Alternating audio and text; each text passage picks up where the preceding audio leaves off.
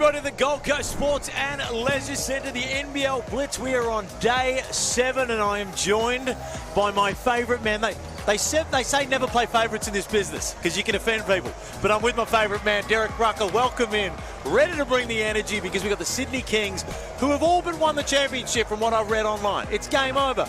Derek Rucker's top 15, Xavier Cooks. Bryce Cotton, he must not be in the league anymore according to that one. And the New Zealand Breakers, who I think are going to have a bit of a tough season with a lot of roster turnover. But for now, it's a great matchup. It certainly is, and a great way to kind of wind down this event. The Sydney Kings suffered a disappointing loss the other night against Southeast Melbourne Phoenix, where it looked like they were in control early and playing the style of basketball that Brian Goorjian loves.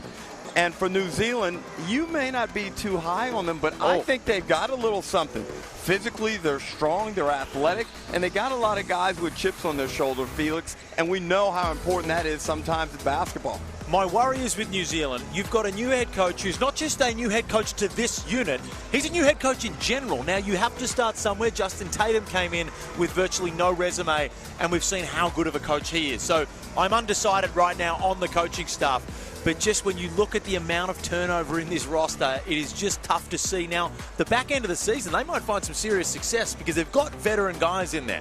They've got good players. This isn't a weak roster. It's just a new roster. That's correct. And a lot of it is how are they going to perform on the defensive end. I believe if they can find some cohesion and be able to accumulate critical stops at various times during the game, especially early in the season, I think they're a team that will want to get out and run off of defensive stops.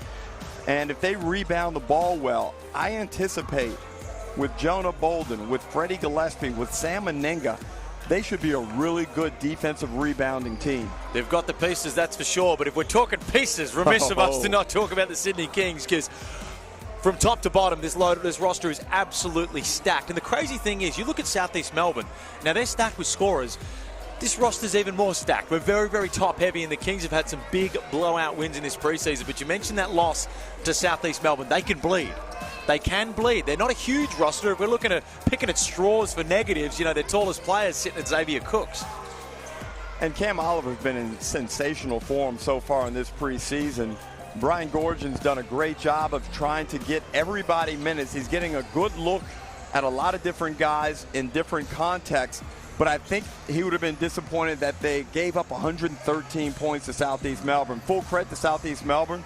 As you said, they have a lot of offensive talent, but Brian Goorjian expects a lot more. And that was a little bit of an eyebrow raiser considering how well they've been defending in the preseason. So I'm really interested to see how they come out here and attack this game tonight, their final tune-up of the preseason. But I think they want to show a little bit more toughness on the defensive end, rebound the basketball, and also be aware of who the hot players are. Well, I think I'd be surprised if we see too much of Xavier Cooks, too much of Cam Oliver tonight. I think there's some guys that'll be fighting for backup minutes that'll really want to come out. Lepepe, Galloway, these guys really want to come out and prove themselves now and show that they are ready to go for round one, which is oh so close away over there for Hoops Fest. But the one that we've got the most eyes on in the venue, and one that the talk amongst the NBA scouts is that right now his improvement from last year to now has been elite, is Alex Tui. For him, with these NBA scouts in the building, you know, he wants to come out and most importantly shoot the ball well. Well, he started off so well from the perimeter last season, especially with his corner three percentage. He was outstanding. It tailed off as the things got a bit shaky for the Kings down the stretch of the season. But Alex Tui was outstanding against Phoenix. He showed a full array of offensive skills. He shoots it well. And Felix, he's worked on his body. He looks a lot better. And as a result, he's more athletic. And this is a guy who's only 19 years old. He's still got a lot of development to do, not only with his basketball skills, but his basketball intellect, and also physically. He's still got that man strength to get. So big upside for Alex Tui.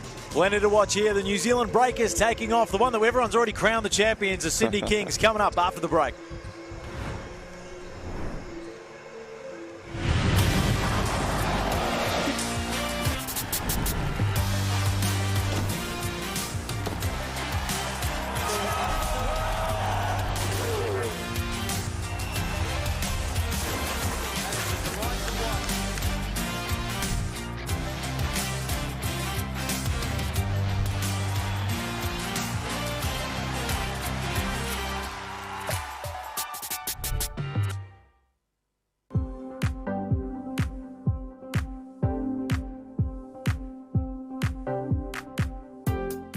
visiting the Gold Coast for the first holiday, I would say just beware because you might not want to leave. You might want to stay. So definitely a beautiful place to be at. The food, the people, the scenery is great. I would definitely encourage you guys to come out. Bringing your family here to the nice sanctuary is also just amazing as well. So I think it's just a great place. This has definitely been one of the best experiences that I've had so far at the Gold Coast. I would recommend everyone come out and check it out because I'm loving it. Seeing the koalas with our little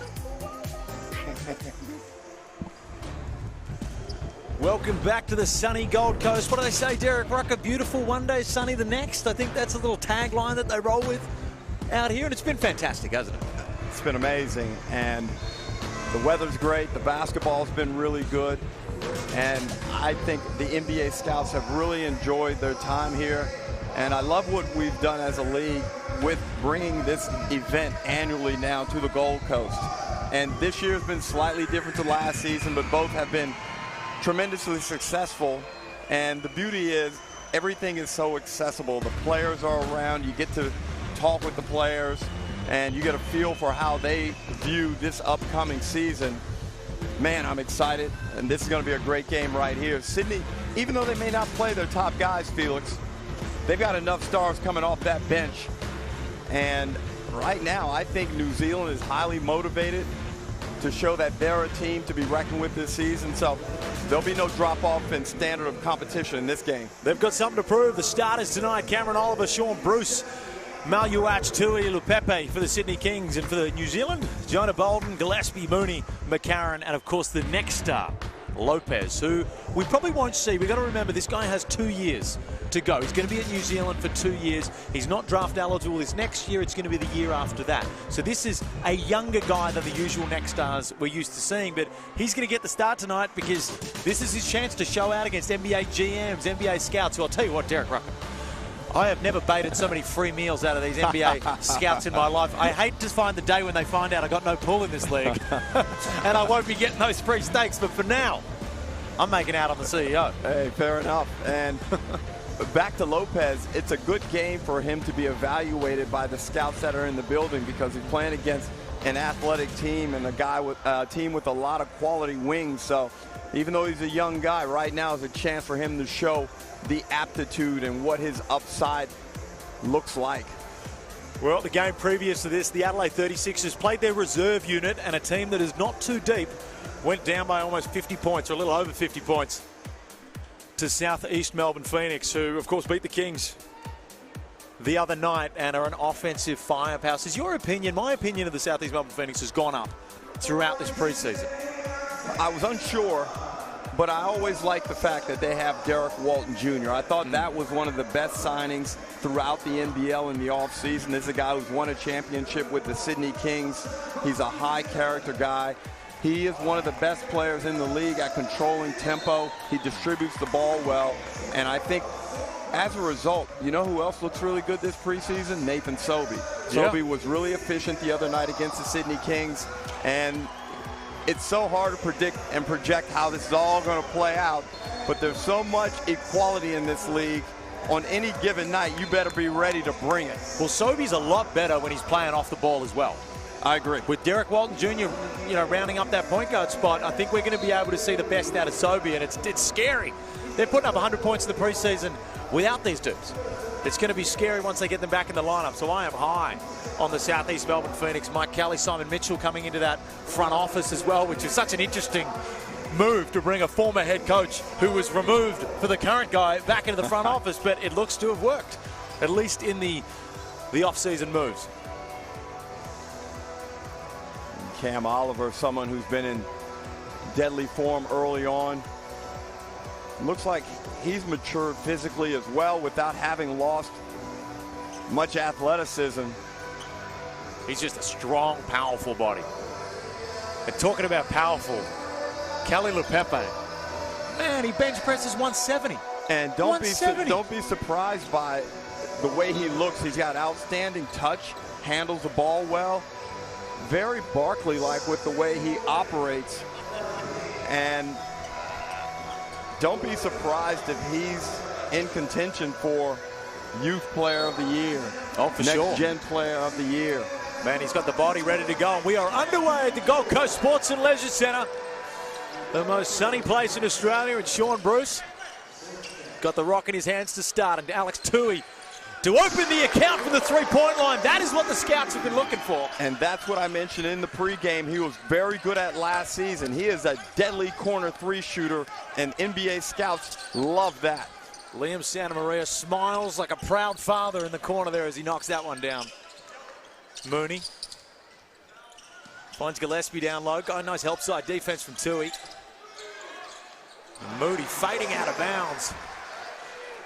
But Maluach for the Kings is out, and a good smart foul. Keeping it safe there from Mooney. Now, I watched Matthew Mooney shoot around before the game, and he has a wonderful stroke. A guy who spent some time in the NBA.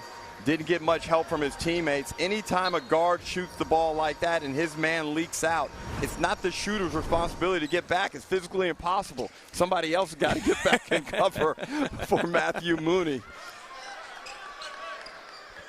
But they're the sort of things, the teething issues that we could see from a team that's all together for the first time. You know, who's back safety, all of these sort of little basketball plays is the stuff that's going to hurt you. But the Breakers are one of those teams halfway through the season, they could turn into the team that you don't want to face towards the end because they're sitting down the bottom of the table, but they're starting to hit their stride.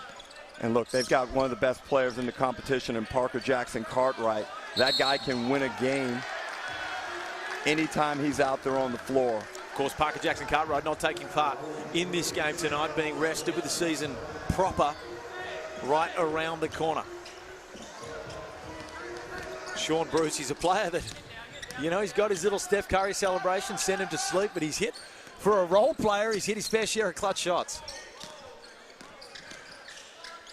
New Zealand doing a good job of cutting off the lanes. McCarron will come up with this, and Lupepi almost looked like he tried to lift up McCarron and throw him over his back, sumo style. You know, McCarron a bit loose with the basketball.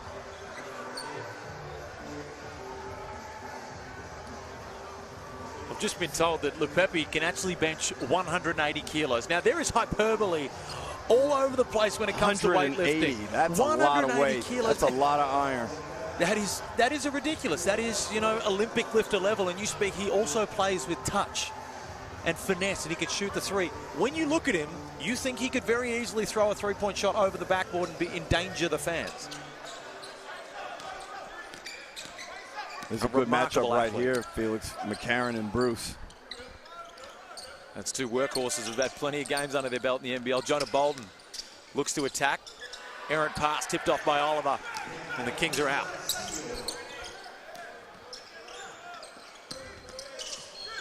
Tries to thread the needle, does Oliver.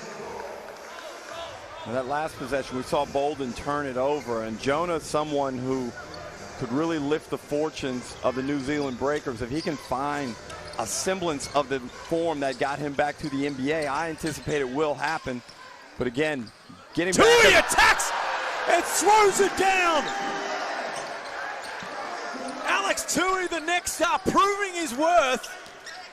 The development of Alex Tui from last year to this year, the power, that is a grown man professional move. Well, I mentioned that he's physically a lot more gifted. As we look at the replay here, this is a grown man move. Right upstairs on the top of Lopez's head. And Gillespie wants a piece of it too. Mooney with the fade three out of bounds. All the action tipping off here. The Sydney Kings and the New Zealand Breakers have come to play. To me, this doesn't feel like preseason.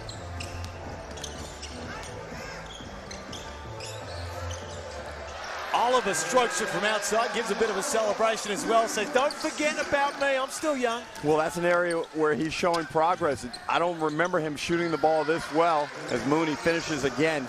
His three-point shot looks very solid this season, Cam Oliver.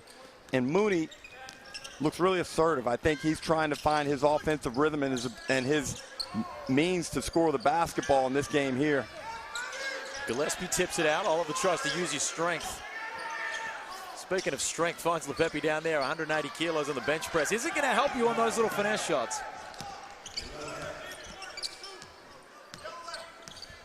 Mooney's had the hot hand early.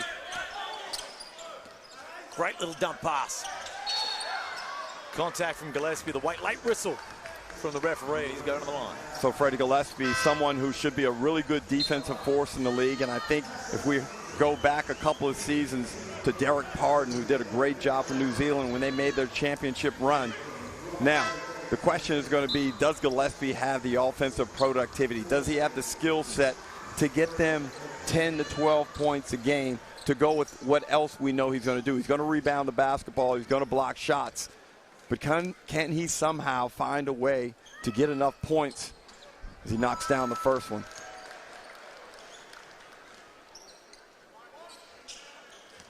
Strong physique. Derek, what is it with next stars dunking on other next stars? You'd almost think, I think out of last year, it was almost out of the 7 dunks that next stars threw down, I reckon I would go as far as saying 5 or 6 of them were on other next stars. Galloway, tipped off by Gillespie. He just spoke of his defensive prowess. He shows it on that hand. Mooney continuing to be aggressive. Finds King in the corner and knocks it down, and that's your boy. Mojave King. Did a lot of work with him in this offseason, and his shot is much improved. He's returning after 2 years in America. First year with G League Ignite, last year with Indiana Mad Ants, and he looks a much different player as Tui. He's got one of the best spin packages in the league already as a next star. He's got that sneaky athleticism where he can stop on a dime as well, as we saw the extent of his athleticism as King can't go 2 for 2. Robertson, the product out of the University of Portland, had a fantastic college career at Eastern Washington and Portland. As Tui continues to work in the side and use his body. Can't get the floater to go, but you look at that quick second jump. Ties it up with Menenga. Both teams are really competing out here, hitting the glass hard. Early 3-point lead to the Breakers in what's been an action-packed first 4 minutes of this game. Galloway open. Robertson looks him off. Finds Tui in the corner. Galloway, a late signing after becoming available. Can't get that one to fall from outside, but Robertson does exactly what he did in college. He was a triple-double machine in college because of plays like that. He can work and create his own shot, but he's also not afraid to get his hands dirty under the rim. You saw in that offensive rebound, good timing, just needed a little bit of a positional advantage on King. Got it and was able to put it back. Gillespie can't get it to work. Spurgeon with the board and Robinson out the other way. There's not just scorers all over the floor for the Kings. I know we sing their praises a lot, but there's playmakers. There's Robertson, just a bit errant, driving through the paint. Darling on the other way. Uses the big body. Can't finesse that one, and that'll be one that's been sent around the highlight. And he's pulled up sore off of that one, too. Unfortunately. Oh, no. We'll have to get the replay on that one. Hopefully, just a knocked knee the way he's walking. Hopefully not a calf.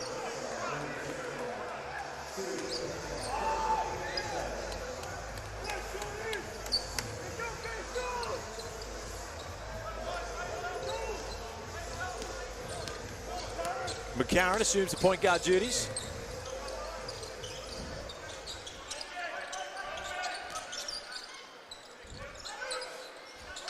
Kings opting to trap Gillespie on the low block, and the little fadeaway mid-range has been the go-to shot in the early happening here. Maluach gets it out to Robertson, who finds Spurgeon. That's a sweet-looking stroke for the big fella, and you know what? I like a bit of the style of these Kings. As Maluach gets the steal, goes upstairs and lays it back in. 5 points in 3 seconds. And right there we see a significant point of difference from last season's Sydney Kings defensively. They're up the floor, putting pressure. They did a really good job the other night against Southeast Melbourne, being up the floor. But Brian Gordon has made that a real point of emphasis coming into this season. Tough, man. You put a real strong offensive team under Gordon. He's going to find a way to get him to play D. As we look here, and it's tough to really garner too much from that on what's happened there, but you can see there, Darling, just getting worked on by the physios a little bit. But if you want to catch Breakers action this year, then it is right there for you. Scan the QR code, because the New Zealand Breakers tickets are on sale now. The man you see to your left, PJC, one of the best guards in the competition. He is action night in, night out. You do not want to miss it.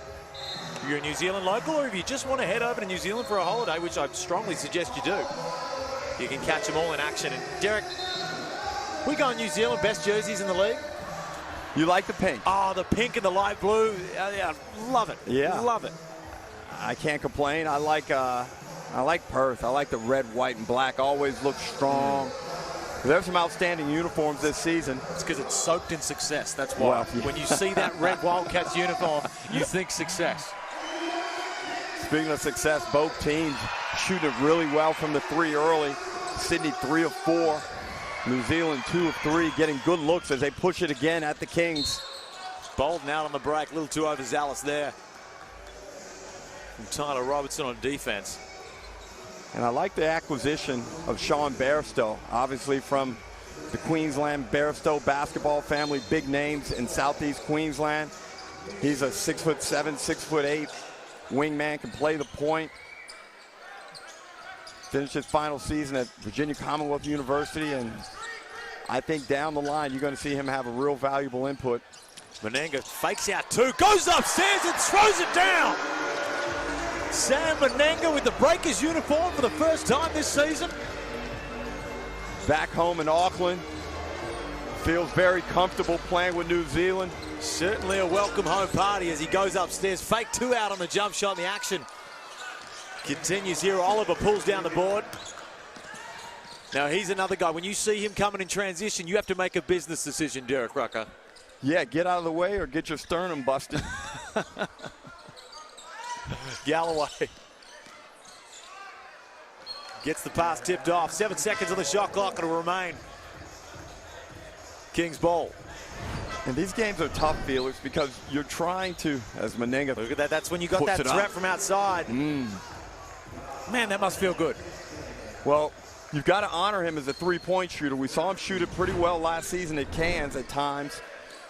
He's a good athlete. He showed what he can do if he gets the right lane. Maluach can't get it to fall. Lepepe will clean it up, and Oliver. Now that's where he's going to be dangerous if he consistently knock that shot. And Lepepe pulls that one down as well. 180 kgs on the bench press, and finesse like that is what's going to make him a special player. The youth in this league is just stacked, and we're seeing some great work across this entire NBL Blitz from some of these guys. I like the tempo and the pace and the energy levels of both teams. And as I mentioned before, it's hard when you're this close to the start of the regular season to figure who you want to play. Do you go conservative? But these guys are out here hooping and getting after it. Certainly the least preseason feel these guys have had, and that was one that Lepepe probably could have gone upstairs and thrown down as well to join the party that has been this first quarter. 4-point lead to the Kings.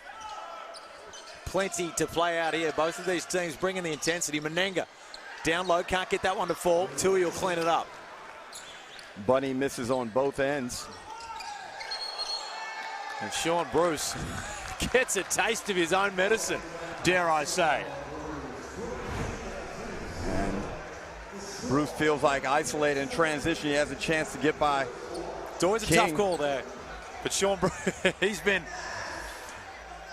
it probably was straight through the chest. There was, you know, if you're asking me, I say no call, but there's a reason I'm not an official. I'm a fan of the no call when we're in doubt. Yeah. Sometimes players just go down. It doesn't necessarily have to be a whistle, but it's much easier to say that sitting in a broadcast booth. Bairstow has been active early. Hasn't exactly been able to impact the score sheet yet, but he's been attacking. Well, you want to see guys who are willing to play the right way within the offensive structure. And right now, Bairstow's doing that. But I like what Mitch McCarron. Mitch McCarron's providing a lot of direction and offensive leadership out there. He's calling out the plays. He's organizing. King in transition. Tui and Maluach with hands on it. One ref says jump ball, the other one says block. And the block overrides. 2 free throws. I think Mojave can consider himself very fortunate in that one. Probably didn't sell anything other than to drive enough. Now, that was clunky defense.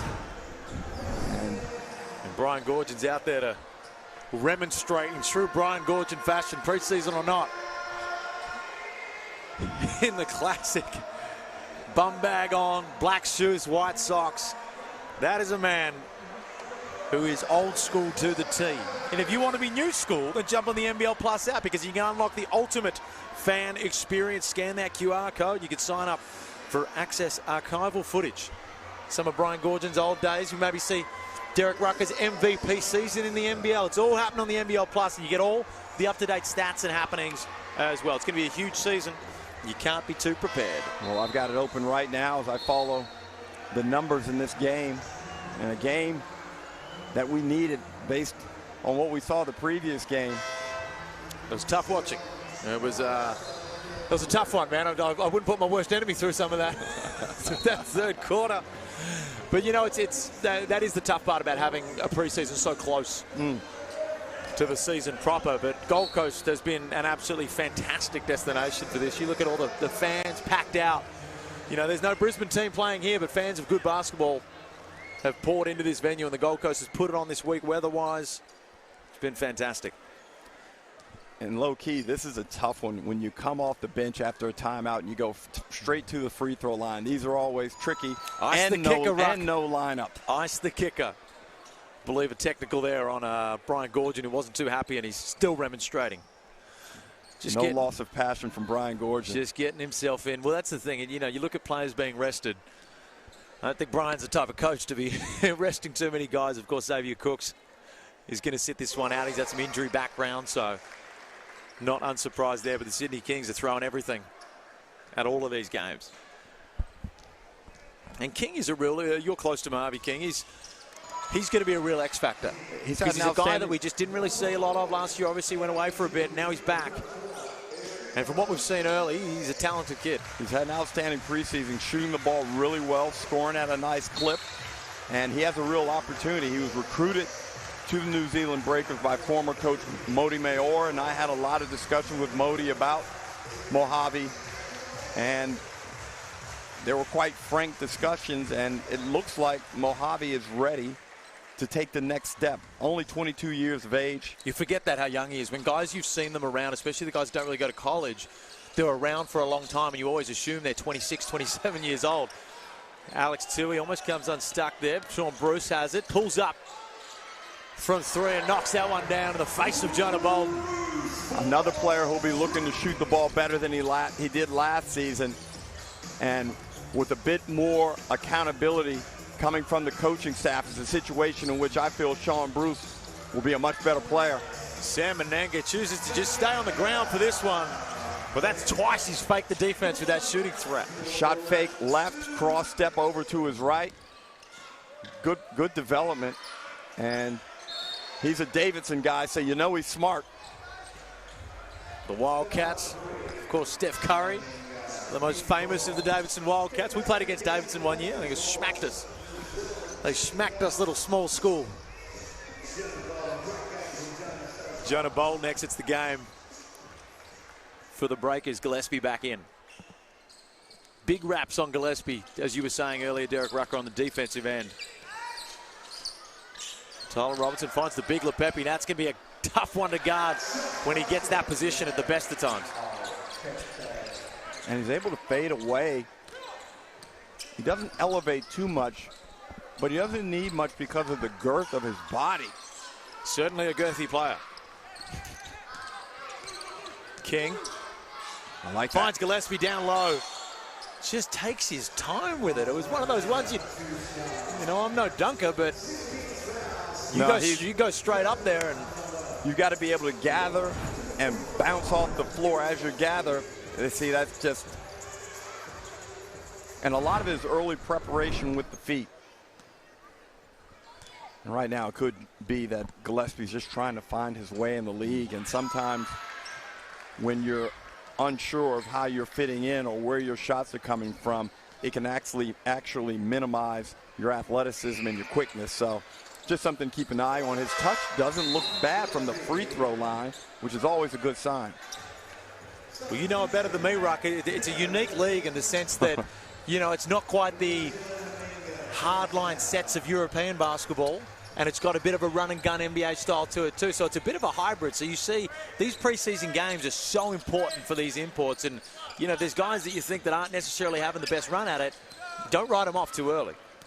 And I think preseason games are growing in significance in the NBL. You look at a team like Brisbane, as Gillespie now has made 3 outstanding defensive plays on the perimeter, which gives them a lot of flexibility defensively. Coach Kopp can now go out and be confident with him switching out onto smaller players. He's done a really good job. It's an on-ball dominant league, so anytime you have a guy that can guard the on-ball situation like that, you're going to be a massive advantage. 5 seconds left on the clock. McCarron, one last shot at it for the Breakers, goes all the way through, can't get the finish. But the topside official is going to say, you're going to the line. 23-21, a 2-point lead to the Kings. McCarron, the chance to tie things up. 0.4 remain. The Kings will have one last heave.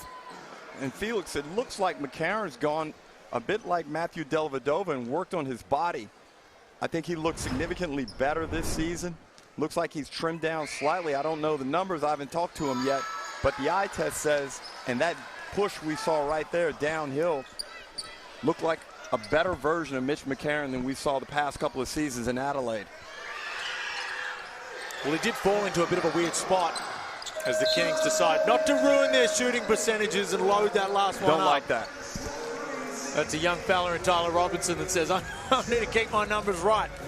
As a young guy, 23 apiece at the end of what's been an action-packed first quarter here at the Gold Coast Sports and Leisure Centre. Alex Toohey taking it upstairs, arguably the dunk of the Blitz so far. Leaving the best till last, Derek Rucker. Well, the Kings came out and were pretty sharp. Toohey got him started. I'm sure that got his confidence up. Matthew Mooney was outstanding in that first quarter also. Don't believe he missed a shot. Oliver slips. And Toohey just continues to show a new level of athleticism in this preseason. High character individual. Matt Mooney, of course, we remember those runs at Texas Tech. During the tournament, he was an exciting package, and he looks to have brought that over to the Breakers. But man, I'm still hung up on the dunk from Alex Toohey, mainly because it's little spurts like that. Yeah.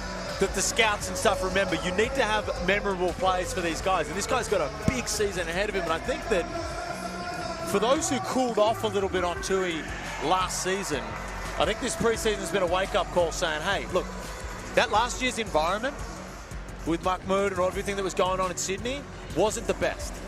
It wasn't quite working, and I think he got psyched out a little bit as a young guy where you've got a lot on your mind. Well, that's a great point. But in his favor also, he was not the only one that was affected by the situation. There were veteran guys that did not perform who probably should have had a bit more professional resilience and helped the younger guys get through it, but they were affected as well. So I don't think you can knock Toohey. It was a learning experience. And as we go through this season, I think you're going to see some of those numbers we saw earlier. They're going to be sustainable this year.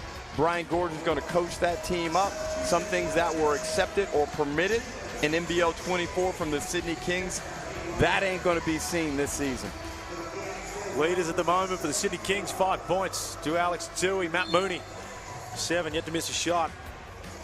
3 rebounds to Tyler Robinson. And there's the sort of categories that some of these young guys have got to try to make an impact when they get into the game in. McCarron finds Mooney on the cut. A little too hot on the pass, and the over-the-top pass finds Robinson, who finds Lepepe, who throws it back to his freshman recruit.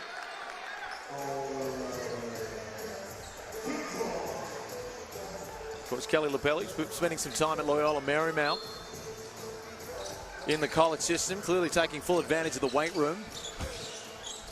Alex Toohey, little jab step, slow step. Can't get that one to fall. And Dane Pinot into the game, a guy that, remember, he had a 15-point, I believe, 20-rebound game back when he was at Southeast Melbourne, is Mooney likes to keep the fire rolling, can't get it to fall. But Dane Pinot's a guy that can come in. You talk about guys that can defend the on-ball. He's probably not going to see a huge amount of time this year, but he's certainly a guy that you can throw out there for spot minutes that you know exactly what he's going to give you. And he can be disruptive. He hits the board on both ends. He hits the boards hard. He's going to give you great effort. And then hopefully he can do that right there. Clear the ball. Menenga's attacked the rim hard all game. Finds Lopez on the outside. A little too strong on the effort. And you can see right there on the shot, that's why he's over here, because he gets a chance to work on his game and work on his shot. We know he's got the athleticism. It's going to be the intensity of playing with grown men, being able to make professional moves and shots. And like you said, it's a 2-year project for him. He's so strong getting through the lane, and another tough finish. And it's that second dribble in traffic that he's proven a huge step from last year. But it's not only that, Felix. You mentioned before next star versus next star. Tui is like, no, Lopez. No, you're not me. I'm going at you. And that's the mindset you've got to have. You got to attack people who you think might be some type of competition against you. Let them know. Gets to the step back, hit one from there earlier, and he's 2 for 2 on the second shot. LePepe attacks in transition, uses his size. He's get to the free throw line to add one more. Now that's twice after a Mooney-made bucket. The Kings were able to respond with one quick in transition. But Mooney's got a nice looking stroke. He looks crafty with the basketball. A little bit of Rodney Clark. Very good comp, Felix. Very good. And of Who course said you were just a pretty face? You know the game, buddy. Good job. I don't even think they were saying that. Yeah, Rodney Clark, man, he was a bucket. Back out in those Illawarra days. Mooney. 3-point lead to the Sydney Kings. Action-packed action out here in the Gold Coast. Oh, crosses up Bruce. Still looking to attack. Finds King on the outside. He's 2 for 2 from that corner. Get the feeling he spent a bit of time at Derek Rucker basketball. The shot looks fluid. It looks strong. And Mooney did a good job. The possession got a bit ugly, but he was able to navigate it well. He was patient. Good D from Menenga. And Cam Oliver just being forced into a couple of fadeaway shots when we'd like to see him do just that and go straight through the chest, almost underestimating his athleticism on a couple of these plays. Another guy that's definitely going to be in all NBL contention is Matt Mooney with the nice up and under. And Dane Pinot does what he does best and cleans it up. Of course, the son of Brad Pinot. Spent some time in the NBL. So Mooney's done a good job in the pick and roll, the high pick and roll. I didn't anticipate this aspect to his game, but if he can make plays and create like he has the past 2 possessions, that provides New Zealand. That provides New Zealand a lot of versatility on the offensive end. Here he comes again with a drag.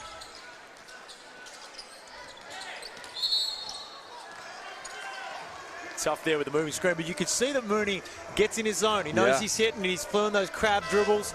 He's getting in his spot, and clearly he's got the confidence of the coaching staff to say, hey, if you're on, feel it out.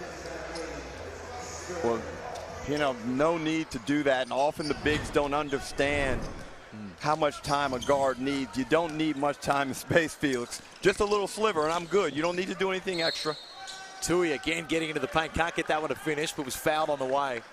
It's almost, with Tui, a bit of a hesitation and then go, which is remarkable for a guy of his size. Usually you're just a one-track athlete, but good hesitation, doing very, very well. And if you want to see more of Alex Tui, Jalen Adams, who's sitting this game out, Cam Oliver, they are as stacked as they have ever been. Scan that QR code. The tickets on sale right now. The Kingdom, and the early season favourites for the championship. You don't want to be the guy rocking up to the finals, rocking up to the championship game. You want to be there in the early days. That's Derek right. Rucker. That's right. Get those seats right now. And I had a good chat with Jalen Adams back at the hotel.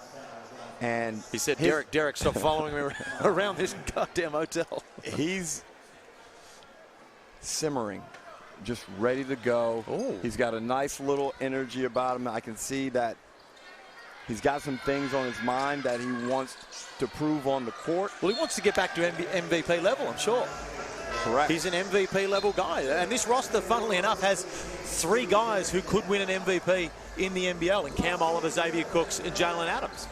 And I think the clarity of instruction is a welcome relief to him. I don't think he's the type of guy who works well in the gray. Yep. And Sean Bruce, they've been aggressive on Sean Bruce, showing out on those on-ball screens with both Gillespie and Dane Pinot. And it's interesting because a few years ago, people would have told you that this type of defense right there, a hard show, almost semi-double. I'm not sure what the exact scheme was, but he did hard show. People would have told you that that coverage was dead, but we've seen it revitalize in our league over the past couple of seasons. Right there, they go a little soft show, and Gillespie does an outstanding job in recovering back to his man. Spurgeon and Robertson, there we go, did not hit the rim. So it's going to be a shot clock violation, but people look at a guy like Tyler Robertson, I mentioned it earlier, and you check the stat sheet in some of these college games, and how is this guy getting double-doubles and triple-doubles all the time? It's stuff like that. He's going to get 5 rebounds and 10 points just off little putbacks like that, which is amazing for a guy of his height. Well, he's smart, and he has a great nose for the ball. I remember playing with one of the greatest shooters in NBL history, and now head coach of the Perth Wildcats, John Riley. I was going to jump the gun and say John Riley when you said best shooter. John Riley was one of the best offensive rebounding guards we've ever seen, and something as Mooney continues to attack. Tough move from Matt Mooney. But Robertson has a little bit of that about him. He knows how to read the flight of the ball. Good intensity from both teams on the defensive end. Mooney out the other way, throws it upstairs for King. Can't finish it. Jonah Bolden comes over, but a little too late. Matthew Mooney is a high-quality basketball player. We've seen him make moves with the ball. We've seen him catch and shoot. And right here, he does a really good job after getting the steal, throws it up for King. I'm impressed with Mooney.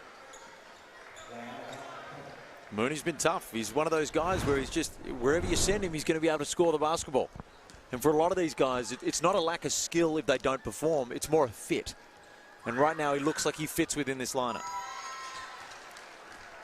It'll be interesting with PJC in here as those two guys start to work out together, because they're both guys that can take over a game. And Felix, I've been talking to people before the game. I'm saying do not underestimate them. And also, that trip to New Zealand is not fun. No. Not that New Zealand's a bad place. I'd love to go there tomorrow. It's the logistics of getting to New Zealand. Yeah. Well, of course, in New Zealand themselves, in that same breath, have to travel for all their road games, and it gets tough, but they're so used to it, whereas other teams are doing that once, twice a year. As Cam Oliver gets upstairs and a nice little dump-off pass.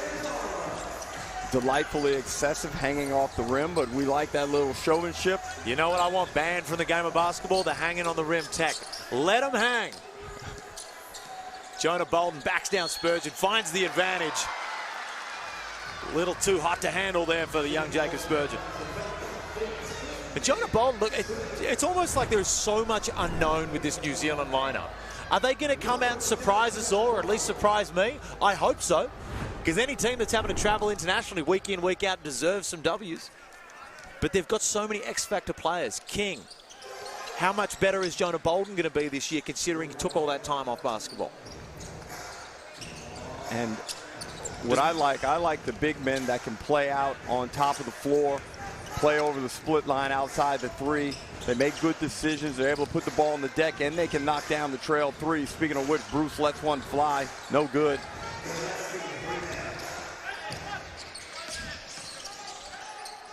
Mooney, such a tough guard, always ready to pull the trigger.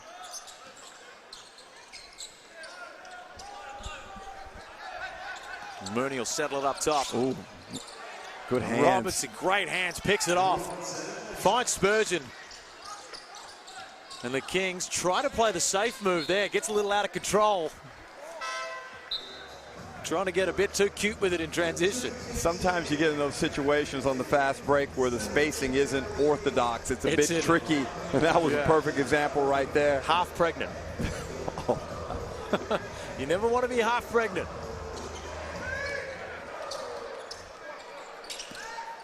Bruce up top attempts to find Cam Oliver down the middle, and he'll want that one back. The Breakers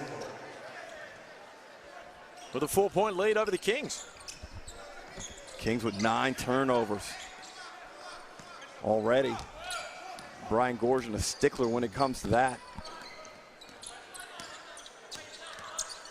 You don't want your last game of the preseason to be a high turnover game, because you've got a lot of time before you get back out on the court. Bolden takes a baseline, finds Gillespie, who's found himself there quite a few times. That's good basketball, conceptually. Tough move from the NBL veteran in Sean Bruce. But Sean Bruce looks like he's assuming on a incredibly talent-loaded team. I understand Jalen Adams is out, but a little bit of a leadership role. You can see him bringing guys in, talking. And of course, with Jalen Adams back into this lineup, he's going to see these minutes decrease, but there's a lot of NBL games under the belt.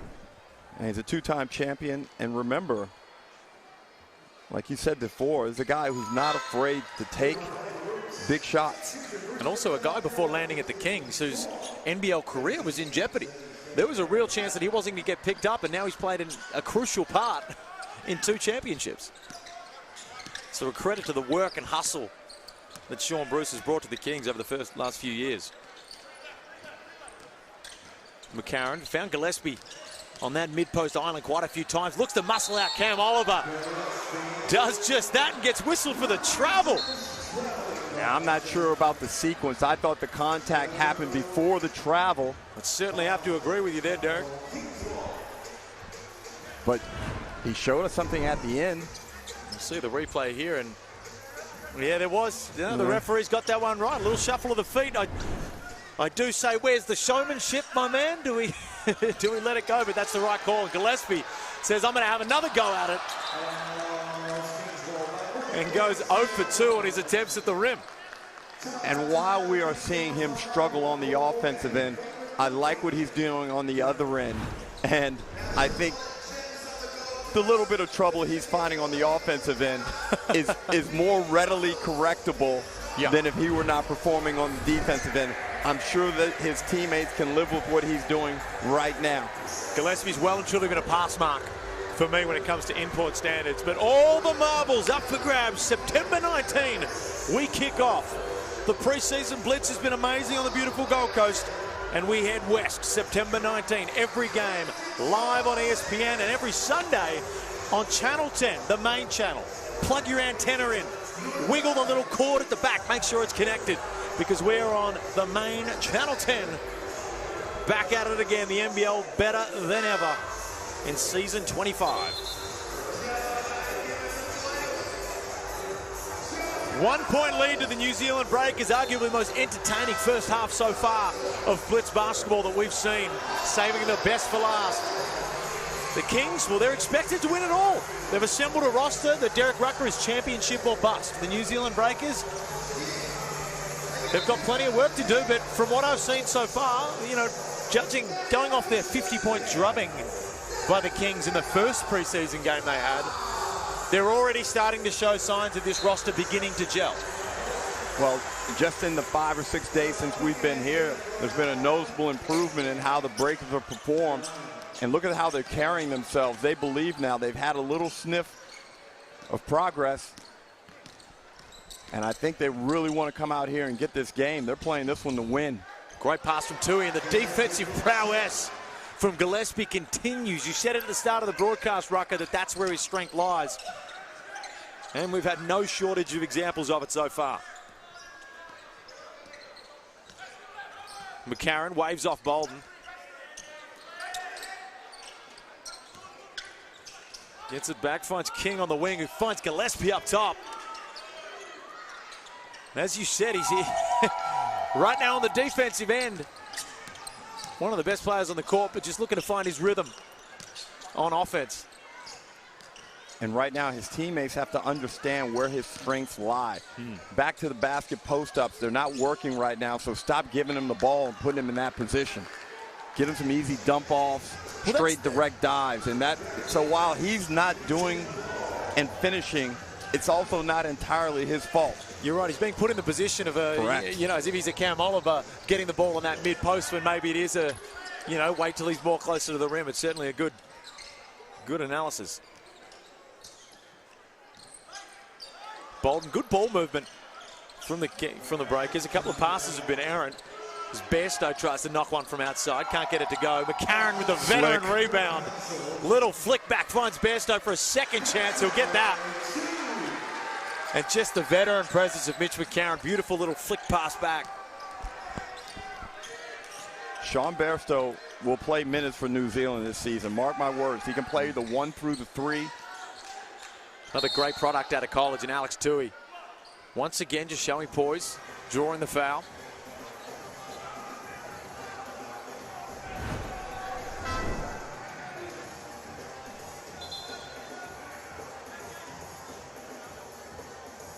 Tui showing a nice level of aggression and awareness as to when to go. Timeout to the New Zealand break as they lead by 3. Little over a minute remains in this first half. It's popping off in the Gold Coast, one of the best destinations, not just a holiday, to come and watch hoops. You can just go down the road to Brisbane as well and watch the Breakers there, but the crowd turnout this week has been fantastic. And New Zealand have really been focused on getting that ball at the rim, and that's resulted in 12 free throws, Felix, and they've made all 12. Shooting 3 of 8 from the 3. A very good offensive game from both teams. Again, Sydney, however, sloppy. 12 TOs. And that's one, the annoying thing we mentioned in your last preseason game. It's not the one you want to end on with a performance like that. Now, it's not necessarily what we're seeing from the Kings isn't necessarily bad basketball, but just a lot of mistakes that you don't usually see from a Brian Gorgon coach team. Mojave King leading the Breakers with 11 points. Alex Tui with 8. Going to the line right here to add to that total. With Brian Gorgon, of course, stepping away from the Boomers, have you got an opinion on who should be the next head coach of the national team? That's a tough one. It's an incredibly tough one, isn't it? I think there's a sentiment to go and find someone from abroad. And I'm not reporting that, but I just, from conversations. It's interesting because is that on the sense that the team is now made up of so much international talent? And when I say international, players playing internationally? Guys in the NBA and guys overseas in Europe. And, you know, perhaps who's next in line that's come up through the Australian system, or who is Australian? You've certainly got Dean Vickerman and Trevor Gleeson. You're probably front runners. Correct. From the Aussie contingent. Dean Vickerman, a fantastic player at managing egos and talent-laden teams. Are there a lot of egos at Melbourne United? Is that what you're saying? I'm saying there's a lot of talent. Sometimes they go hand in hand. They definitely do. But he does a fantastic job of team culture and other things, and he's also a great in-game coach. So it's but also all qualities that Trevor Gleeson also has. Yeah, but on Dean Vickerman, I'm excited to see. I love when coaches go through what they went through Melbourne United last year and losing that championship series. And wow. Great spin from Mooney. Gets under there and he's ducking and weaving. Whoa. If you can dodge a wrench, you can dodge a ball type stuff there from Matt Mooney. But I want to see how Vickerman, now already a great coach, I want to see what levels he can go to get Melbourne United back where they were. What's interesting, in Melbourne United are rolling this year with, you could label Chris Golding as that guy, but they don't have that end of shot clock, just go downhill and get to the rim type player. Menenga finds Bairstow. Pass just stays inbound, and Matt Mooney, who's had the hot hand, he's got 13 points in this first half. All of them in fairly entertaining fashion. He's dominating tempo out there. Looks to go from deep this time and drops that one. 16 in the first half. He's the man on a mission right now for the New Zealand Breakers, a 4-point lead. Shot clock is turned off, 13 to go. Sean Bruce looks to work. Finds Alex Tui, goes to that crossover, Euro step, floater. No good. And this one will wrap up a 4-point lead to the New Zealand Breakers at the main break. Alex Tui goes upstairs. Matt Mooney lights fire. The most entertaining first half, if I do say so myself, Derek Rucker, of the entire Blitz so far. One team that may be going into the season with lower expectations in the Breakers. Nothing against the playing group or the coaching staff, just a new look lineup.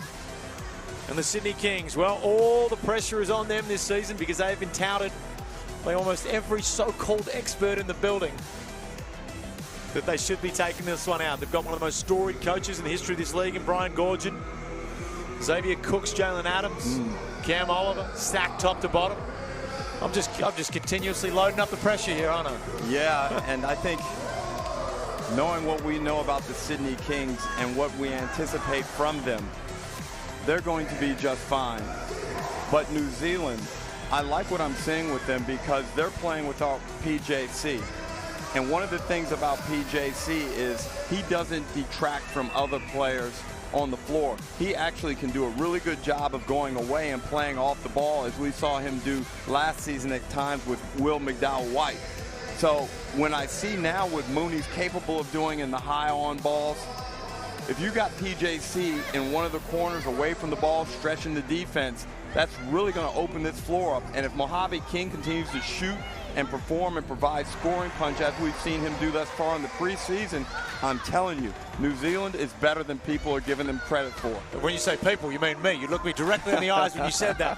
From a defensive standpoint, though, you talk about, you know, Gillespie, how good he's been on the defensive end. You throw PJC in there as well.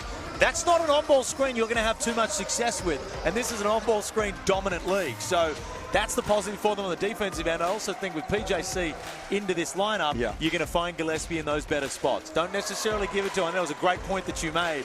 He doesn't need to catch the ball at the free throw line. And he's not that type of player. You know, and that's Parker being a true point guard. He understands when each player on that team needs the ball, especially the bigs on rolls, short rolls, and situations like that. And the other thing I like is Gillespie on the defensive end. He's showing the potential to be a force down there with rim protection, rotations, and getting out and being able to cover smaller players out on the perimeter. So I know they're playing against an undermanned Sydney Kings team, but there's still plenty of talent out there for that Kings roster. But I like what New Zealand's doing. Very, very promising signs from both teams. It's a 4-point lead to the New Zealand Breakers. Preseason Blitz action against the Sydney Kings. The second half coming up next.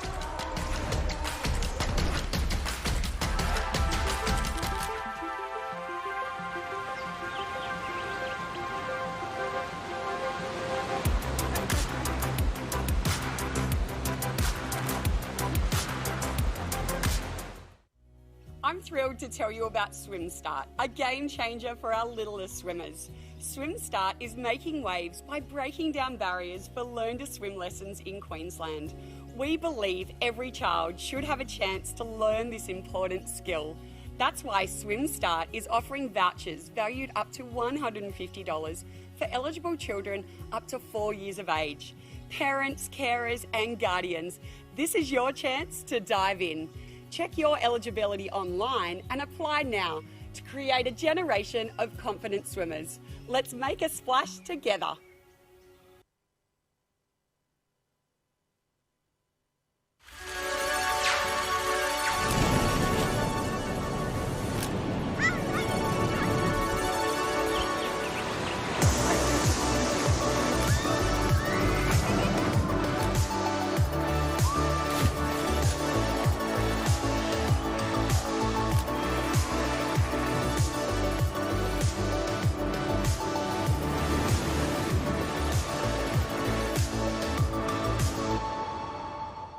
Want to stay up to date with all the latest direct from the NBL? That is enormous! Well, download the free NBL app now. It's jam-packed with live scores, stats, exclusive content, and much more.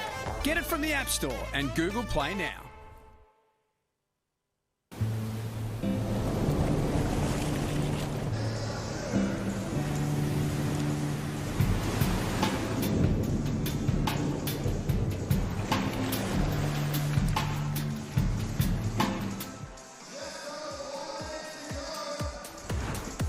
Welcome back to the Gold Coast Sports and Leisure Centre. It has been the Matt Mooney Show on the side of the Breakers with that man right there, Alex Toohey, in front of all the NBA GMs, the NBA scouts, went upstairs and baptised fellow next star, Karim Lopez, which of course Karim Lopez got 2 years in this league. He's got plenty of time, but right now Alex Toohey said, my time is now. And the Sydney Kings, who have been tipped to win this league in emphatic fashion by almost all the experts, coming up against and trailing in the first half.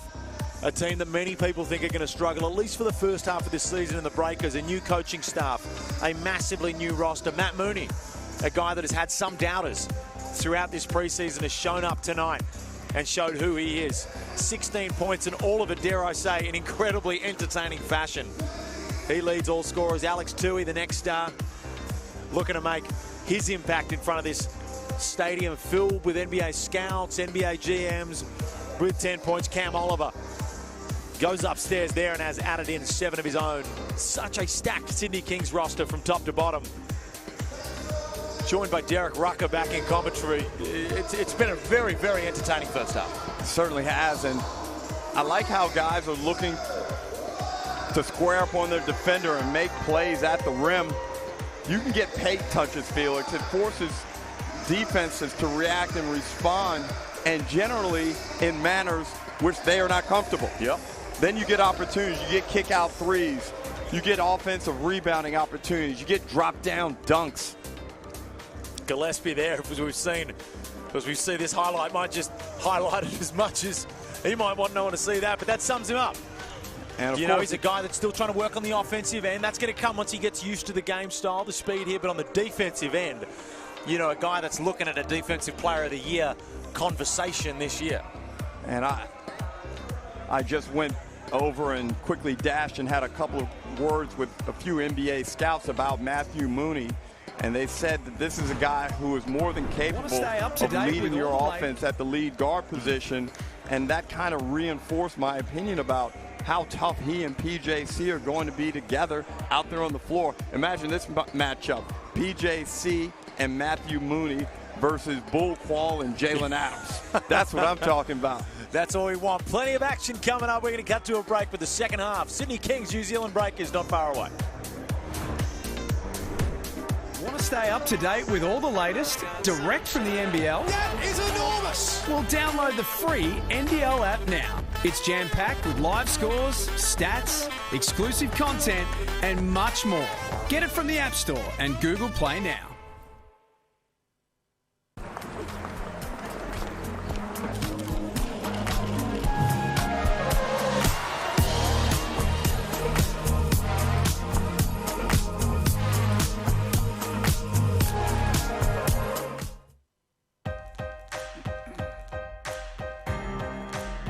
Play the game any NBL fan can win. Supercoach NBL. Be the coach. Challenge your mates. Win prizes. Head to supercoach.com.au today.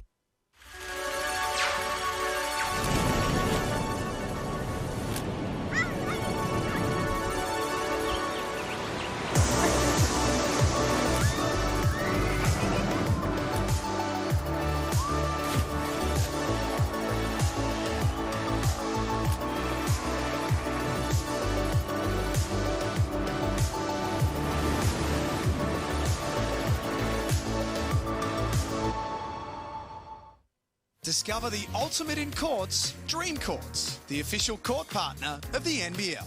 As the leading experts in tailor-made courts, there are so many reasons to choose Dream Courts. Whether for casual backyard enjoyment or professional-grade competition, the fully customisable courts redefine how you play. Dream Courts offers an unparalleled playing experience for everyone. Elevate your game with a dream court designed just for you. Visit dreamcourts.com.au to get a quote today.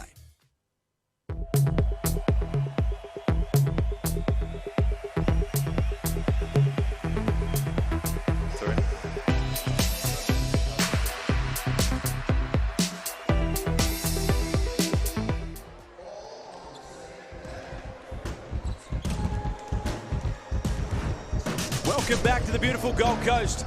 The New Zealand Breakers taking off the Sydney Kings. They lead by 4 at the moment, as what has been one of the most entertaining halves of preseason basketball we've seen in recent Blitz memory. Upstairs for Alex Toohey, downstairs for Matt Mooney. We're joined here by Derek Rucker, and now resident newsbreaker, the Australian Wodge, Olgun Ulick. Welcome in, Olgun. What's up, Felix? If I'm the Woj, what are you? Doris Burke. You mentioned before you had a little bit of a nugget. You always tease me with these. You had a bit of a nugget. Matt Mooney's been the story of this first half on the Breakers side, because every bucket he's had has been highly entertaining. And we're sort of seeing, me and Derek Rucker agreed on this, a bit of Rodney Clark about it. Sure. Yeah, Matt Mooney is someone who can clearly score the basketball at this level. What I understand is that his contract for this season is not fully guaranteed. Remember what the Breakers did last season, right? They went to play those NBA preseason games. They found Anthony Lamb. They were preparing for maybe a situation like that. So they prepared for that. They didn't fully guarantee Matt Mooney's contract. But now I'm looking, he's got 16 at the half. He looks like a really good complementary scorer to Parker Jackson-Cartwright and his creation. You wonder if this means that they should just guarantee the remainder of the contract. He does look like a really good player on an NBL floor. He would project as a good fit next to Parker Jackson-Cartwright too. And that's what I alluded to at the end of the second quarter. And I like the fact that he's got a strong personality. Yeah. And it looks like he is comfortable taking command. And Parker sometimes likes to go and play off the ball. We saw it last season, and he's very good in that role also. Plus, Parker being a smaller player physically, you don't always want him going through the bump and grind, possession after possession, trying to make plays. If you can preserve his energy at key moments and then get the ball to him on rotations, now you got a guy who's really tough. And it's not just a catch-and-shoot game for Matt Mooney, too. We're seeing some creation off the bounce, scoring off the dribble. Again, being able to take some of the pressure off Parker Jackson-Cartwright, put the ball on the floor, another ball handler out there, a secondary ball carrier. That's really important for this team. I think he fits that role. And I like how Mitch McCarron looks also. In fact, Mojave King looks really good. Mitch McCarron's body looks significantly better, yes. Olgun. Very much so. The body looks good. I think the decision-making is a little bit more refined this season, maybe under Petri Koponen. But I agree with you, Mojave's taking some steps, right? We saw him in Adelaide the last time he was here. He had some struggles, right? It looks like his game is also being a little bit refined. It's also good to see that Derek Rucker's found a better descriptive term for someone who's in better shape than girthy that was used earlier. That's probably one we'll leave in the bank. Alex Toohey continues where he left off in that first half. 12 points now, with a chance to add another. And Olgun, you know, you've been speaking to these scouts all week. They've been impressed, really impressed with Alex Toohey. And you talk about sometimes these GMs and scouts, they need one moment in their memory that they can look back on. And Alex Toohey going upstairs in that first quarter is certainly going to be one of those. That was a hell of a moment, right? Taking Kareem Lopez off the dribble, dunking on two guys. Even that right there, that's something that we've seen from Toohey, right? The awkward footwork, but it's something that he's developing over time. Again, he gets in there, 2 feet, sees where the defense is, and finds the finish. If you can be awkward and athletic, that is a serious attribute and a really good combination, especially when you go to America, where sometimes awkwardness is very effective because players aren't used to it. Yes, it's a really unique type of twitchiness that he has. Yep. You know the sort of the standard twitchiness of an NBA player, right? The flow that these guys have, the pop they have. Toohey has it, but in a really unique way. And look, the shooting is the swing skill for him. He's 5 of 5 at the Blitz. He's 1 of 1 tonight. We want to see him get more three-pointers up, but that's the swing skill. And so far, I think he's ticking that box. And that's the big one there, Sean Bruce. Talk about Alex Toohey ticking boxes. He certainly filled up the sheet throughout this preseason, and we mentioned off air, and I've had a couple of discussions to people that, you know, the situation that he was in last year with Mahmoud, it was not a toxic environment, but it just wasn't working with quite a few players. And for anyone that cooled off him in that period, I think this is a bit of a wake-up call. Yeah, something that's interesting is Tui was part of the Boomers camp going into these Olympics. There were 3 young guys who were involved. It was Tui, it was Rocco Zakarski, it was Ben Henschel. And after that camp, I spoke with Brian Gorgon, and he said Tui is someone who looked like he belonged, that if we brought him, he wouldn't look out of place. And so having that off-season under Brian Gorgon gets to learn his game a little bit. I think that really helps. And obviously, Gorge is so well drilled in the FIBA game. He knows where someone like Tui can find his spots. He's finding his points right now as he goes 2 for 2 from the line. Uh-oh, Gillespie and Lepepe. You know what? I like to say that I make smart business decisions at times in my life, and starting something with Kelly Lepepe is probably the last thing I would do. There's a lot of things in this beautiful city of Gold Coast. There's 160 things to do within 30 minutes of this venue, of the Gold Coast City Centre, and fighting Kelly Lepepe is certainly not one of them that I want to get involved in. Good work, Felix. Sean Bruce? You got there. Sean Bruce, maybe catch these hands. Bairstow, yeah, I've got a chance. But Lepepe, he got me covered. Mooney. And Jonah Bolden, potentially the X factor on the offensive end for this Breakers lineup. We've spoken and sung the praises of Gillespie on the defensive end, a la Derek Pardon. Still trying to find his rhythm on offense, but with PJC back in the lineup, will probably be found in better spots than he is at the moment. But man, an absolute defensive force is Cam Oliver. Knocks one down, he lets the New Zealand bench know about it. Pre-season or not, he's yapping. He's stroking that ball too. He looks really good out there from the 3. I don't remember him being this effective in cans from the 3, Olgun. He was a reasonable 3-point shooter. The touch was obviously there, but as like a knockdown shooter, I don't think we saw anything like that. And look, I think that the Kings admit he came into training camp slightly out of shape. So this is an opportunity for him to really work on those ball skills, right? Maluach gets into the paint, gets it blocked by Gillespie, a man that's going to be in the conversation for Defensive Player of the Year. And Tui just tries to wrestle it back with a little too much force. This is a much better Gillespie game.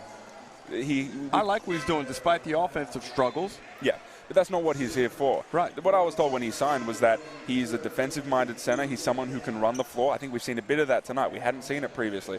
And he's also someone who, I was told Parker Jackson-Cartwright, is going to create 6 to 8 points for someone like that, just as a hard roller. And if I'm the head coach of New Zealand, in the next meeting offensively, that's what we want right there. Something simple where he catches and finishes. And Freddie, I need you to look to elevate and dunk. But the big part there, on the moving roll. Right. Not when he's not hitting him stagnant up there at the free throw line. And maybe that's on Gillespie a bit as well, to just keep moving and don't stop your cut early. But it's loving the signs right now. It's basically putting him in a situation where there's a singular decision, finish at the rim. That was goaltending. Tui just takes it to the rim. And I think it's preseason here for the officials as well. Just forgets the goaltending rule for a second there as Mooney opens his second half account for the first time. He's up to 18 points. You know, Olgun, they better get this guy signed up because, you know, we know that other transactions occur in the league where guys don't stick with teams. And look, we spoke on the previous broadcast that Rob Edwards is someone who looks like he's really finding his spots in the NBL really quickly. Matt Mooney's doing the same thing. He knows where his spots are. He knows where his shots are. He's looking like a really effective player. Well, Olgun's telling us Matt Mooney, just a 2-month contract. Well, you better get your tickets soon because his price is going up. And will the Breakers be able to afford him on the back end of this 2 months? Who knows? So scan that QR code now if you're a New Zealand local or if you just want a holiday over there, beautiful New Zealand. One of the best places, your best value places you can go as well. And you talk about international travel while still not having to go too far. Look, it's a very limited amount of places that fall into that category, Olgun, but New Zealand's certainly one of them. Look, I have a flight to Hoops Fest soon. The fact that my flight from Brisbane to Perth for Hoops Fest is longer than it would be from Brisbane to New Zealand is a wild thing to me. And look, we just saw Tui at the free throw line hit both of those. That's something that NBA scouts around here are talking about as well. The indicators of a good shooter. It's not just shooting from downtown. Correct. It's hitting your free throws. Mooney works down low on Tui. Finds King on the outside, who likes the matchup here. Oh, gets straight past Robinson, gets deep into the paint. Can't finish, but Gillespie goes upstairs and cleans it up. And an excellent move on that on ball to reject the screen and get to the rack, which sets up an offensive rebounding situation. Robinson finds Oliver, who certainly likes the matchup with Mooney, who's going to be left alone, fades away. We've seen Oliver fall into a couple of these fadeaway plays, almost underestimating his own athleticism at times. He's clearly got the green light for that. We hit a bunch of them against the Phoenix as well. He's got the green light to shoot that, I guess. And if he's going to continue to come off the bench, he started tonight, but if he does come off the bench, I feel like that's his role. Just you are our #1 option right now. But at times, I'd be concerned that you're letting the defense off the hook with that type of move. If you're cooking, that's good. We're using that as a secondary or a tertiary move, but let's not look for that early on. Alex Tui threads the needle to the outside. LePepe opts for the fadeaway as well. Can't get that to fall, and King is out the other way. McCarron just doing a great job of steadying this unit. You've got a couple of guys out here that really like to push the pace and go hard in transition. Menenga, great little kick out. But Bairstow steps out of bounds.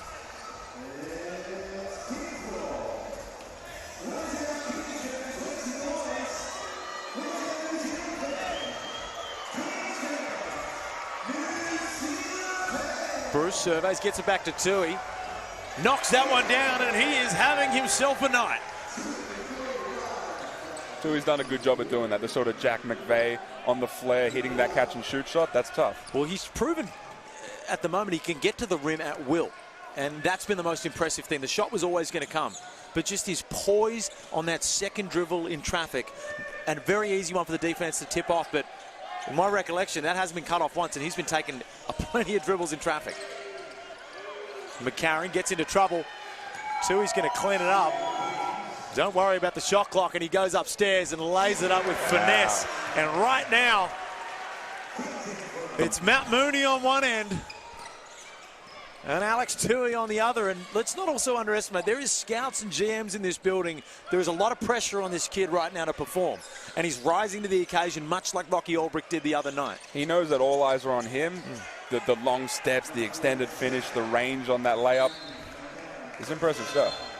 And with the opposite hand, finishes with the left. It's a high degree of difficulty shot on the move. We know he's got the spin package. If he can start operating facing up in transition, he's going to be really, really tough.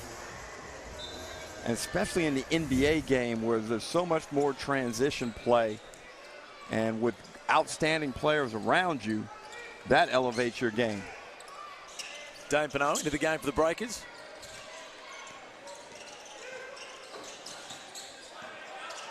King finds him on the roll. Few too many bodies in the way there in an illegal fashion. What other thing on the Breakers? I was told Max Darling, he went off with a knee injury. I'm told he's getting an MRI when he gets back to New Zealand. He's had some knee injuries in the past, so hopefully for Max, it's not too serious. After that knee was taped up a little bit before as well. McCarron inbounds to King.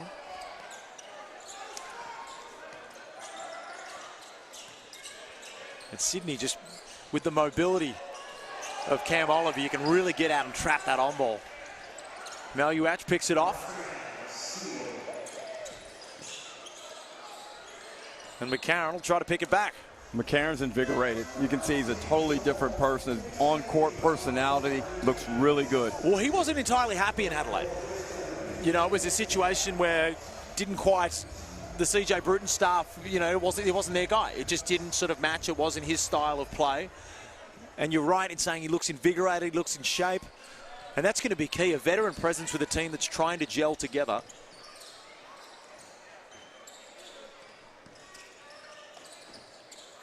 Robertson, just a shifty game style. That's what he does so well. A little up and under. Not an incredibly athletic player, but he's going to find his buckets. No frills at all. But he'll stuff the stat sheet. Yep. Highly fundamental.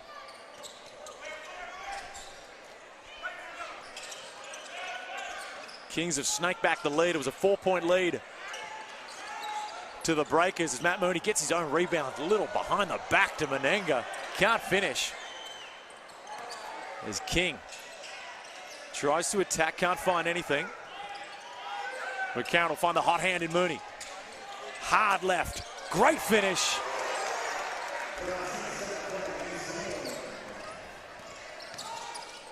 Robertson out of control, tipped off.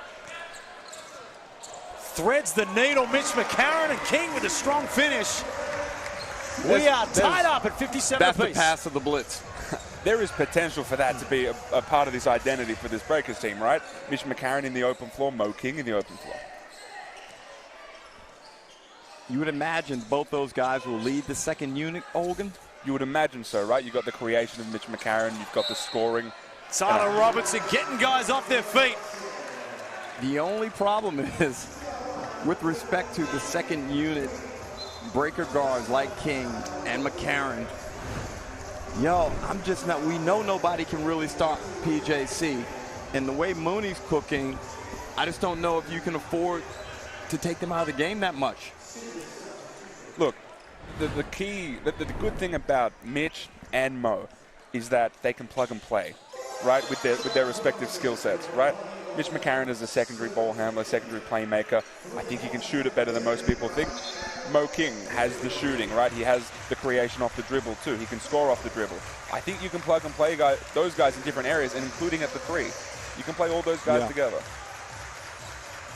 Little under 3 minutes remain, 60-57. It's been neck and neck. The Breakers went into the half up 4. Currently trailed by 3. McCarron finds Menenga. Nice little dump off pass for Dane Pinot, who gets himself the and one. And the Breakers, the ball movement has been impressive. The little extra passes. There's been a couple of errant turnovers, but you'd expect that in a team that's just starting to gel together and learn how to play. But for a group that largely has never played together before this season, some good signs early. Dane Pinot, another thing that he's very fond of, is missing free throws. Wow.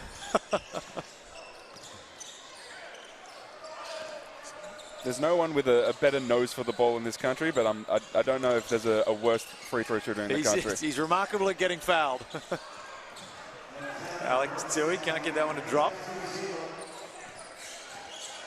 McCarron, nice little no-look dish to Menenga, who looks to go upstairs, turns it down. He is always a threat above the rim, Matt Mooney. Just doing Matt Mooney things. Are we watching Texas Tech right now? That's a tough finish. Tui with the contest from behind, still hitting that. Man, he's one of those guys that when he's on, he's on. And you saw that from his time at Texas Tech, which was a long time ago. But for those who enjoy nice little Cinderella runs. He's reading the game super well. He was the one who made that pocket pass before that Pinot and one. I'm subbing him out right now and extending that contract. But I emotionally react to things. I know you do. Yeah, I know. McCarron just playing a great steadying role for the Breakers. Menenga likes the matchup with Spurgeon down low. Looks to go at it again. Oliver's sitting there waiting, hunting for a block. Makes the smart move to spin back and avoid. That's a good offensive set, and you need a couple of those each quarter where you're not just trying to get everything in transition on the early looks. Great weighted pass from Tui to find Oliver. That's another thing that he's been impressive with. It's very easy to turn those sort of passes over, but poised, slow, well weighted. That's where when you talk about what position is he, I don't know the answer to it. It's probably on the wing, but when you see him in transition handling the ball, when you see passes like that, you think he could be a wing. I'll tell you what position he is. Number 13 in the draft lottery. That's what he's going to play. Certainly putting his best foot forward is Alex Tui. Packed full of scouts here. And if you want to put your best foot forward, download the NBL app. Breaking news direct to your device. I said before in the earlier game, you can either just follow Olgun on Twitter or you can get it straight to the NBL app. A lot of his stuff gets picked up in there. He's always got his nose to the ground as Cam Oliver knocks in the second. 2-point lead to the Breakers. A little under a minute to go. How much do you sleep, Olgun? I sleep enough. Enough is all I need. Yeah, this dude's never tweeted before 10 a.m. What are you talking about? He gets plenty of sleep.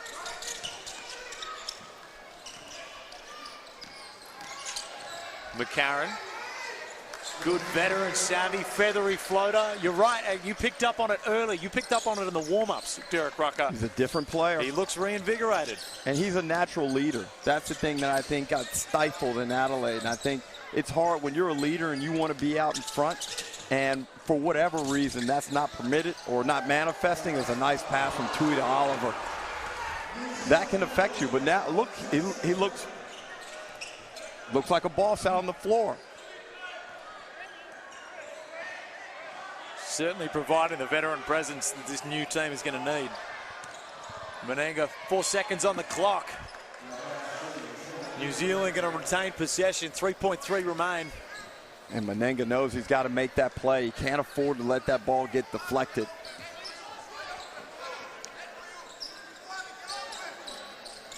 Three seconds on the clock. King's going to get hands on it, down to 2.2. They'll take it out from the baseline. This is what Sydney's all about. This length, stifling everything.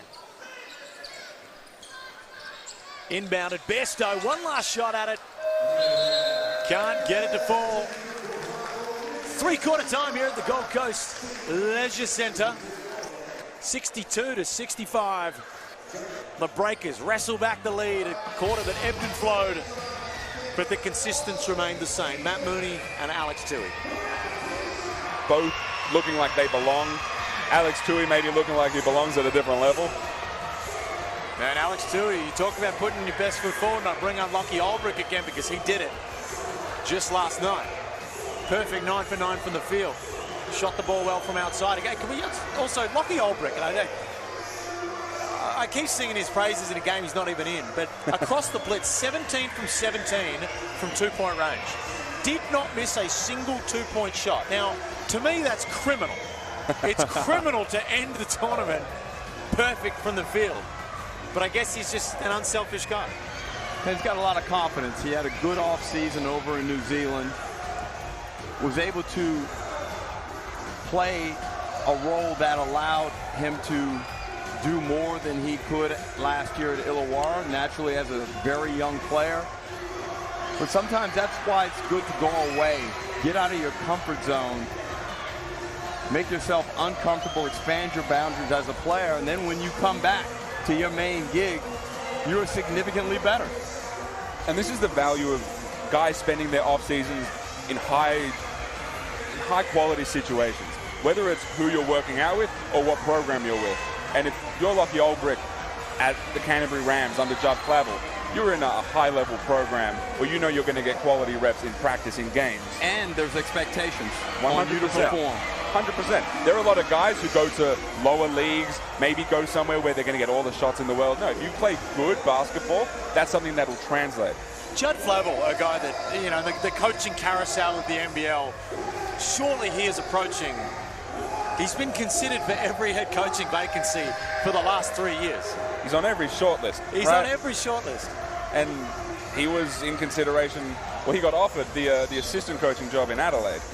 No. And again, he's holding out for that head coach job. And when you think about the local coaches who may be in line, you think of a Flavel, you think of a Jacob Chance.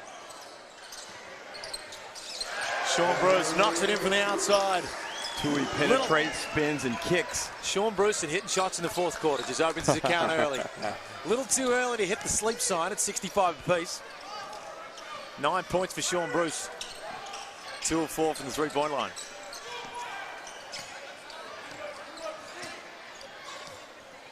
King sizes up Lepepe, gets a hand on it, and Bairstow will clean it up with a Hail Mary. Not the worst effort. Is that a control tip? Would you count that as a control tip? Should that be a reset, or am I mistaken? I think you might be mistaken. My apologies. Not often that you are. I appreciate that. Not at all. I wish I could say the same for you. Tui gets it up top. You don't want to leave him open with the night that he's had so far.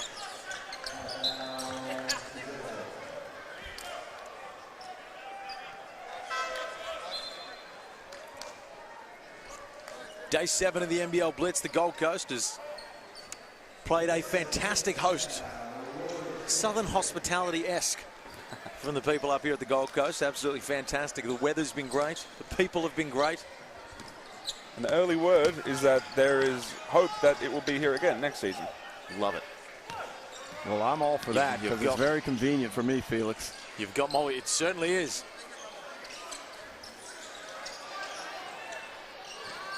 Menenga, 4 on the shot clock. Forced into the 3, turns it down. McCarron's going to have a look at it. Put into a tough situation last second there by Menenga. And here comes Mooney. The offense just got a little bit stifled. Mooney was just off for just a moment. They're signing and extending his deal. But he's back out here for the Breakers. Texting his agent. Price went up. Price went up. Bruce out in the open court. Finds Maluach on the 3-point line. This will be a big shot for the Kings. Can't drop it. Maluach, someone who had a really good true shooting percentage last season for the Kings. I thought he was probably worthy of more minutes, especially when things went a bit pear-shaped. He was someone that continually gave good effort and was able to put the ball in the bucket. And someone who I'm sure Brian Gordon looks upon very highly. Athletic. Loves the game. It's tough to do when you don't get many opportunities to keep that efficiency high. You don't get many touches. Lopez takes it through the paint. Can't find that. Gets it out to Galloway. Sorry to interrupt you there. I thought that Mario Lopez. Mario Lopez. Wow. Oh, man, that's a bad one. Kareem Lopez. You're stuck in that TMZ brain, Felix. I've been reading too much Daily Mail. We're not in L.A. Alex Tui goes baseline and throws it down. The man is having himself a night exactly when he needs to. 24 points on the night from Alex Tui, efficient from the field, showing his athleticism, his shooting ability, his dishing ability. Menenga tries to cheat it, baseline rip. But look at the quickness with the feet. He knows how to find rhythm, which leads to him finding his athleticism. And you know what? Kareem Lopez was just on that help side, and he remembered what happened in that first quarter. And as I've said all night, a business decision was made. How do you say business decision in Spanish? El business decision. Well done. El business decision. As your friend, I'll stop you. It's all happening at the Gold Coast Sports and Leisure Centre. It's the Alex Tui and Matt Mooney show as they do the celebrity lookalikes in the crowd, which can always be a bit of a dangerous one once you get into the weird-looking celebrities, Derek. It's all good and well when you get compared to Scarlett Johansson, but they start, oh my God, that guy does look like Weird Al Yankovic. Remarkable. Now, I'm not saying I'm a celebrity, but why did you make that comment at me when you referred to a weird? I thought you looked like Scarlett Johansson. Man, Alex Tui, he has come to play throughout this blitz.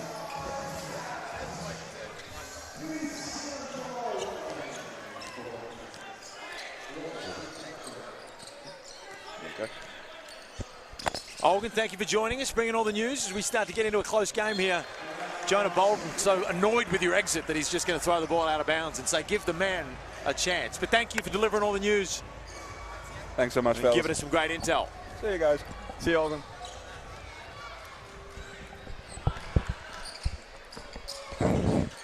Time to lock in here, a 4-point lead to the Sydney Kings. Might be preseason basketball, but the energy in this building right now suggests both of these teams well and truly playing to win. As Oliver up against the defensive beast in Gillespie, who gets the better of him on that one. King finds Gillespie in transition, turns it down to get it to Mojave King, who cannot find the bucket. Those are ones he really wants to knock down. Did a good job on the push, and Gillespie found him. Would have been a huge hit for King. LePepe found down low. The refs whistled it. Didn't seem to be much contact, but that doesn't matter now because LePepe's looking to add one more. Again, very hard to contest him because he puts the body on you, and then he's able to get a little bit of separation. And because he's got such good touch, Felix, it's no problem for him to make that shot as he's drifting away from the bucket after the contact, no matter how light it may have been. Well, as you said earlier, just for a man of that sheer size and strength to have the touch that he does, especially from the three-point line, he shot incredibly well throughout his college career, is remarkable. 180 kilos, I said it before and I'll say it again, 180 kilo bench press. Sydney stretched this lead out to 7. Let's see if New Zealand have a little bit something left and can cut into this lead. McCarron finds the hot hand in Mooney. He's been the focal point of this offense for the Breakers. Bolden likes the matchup.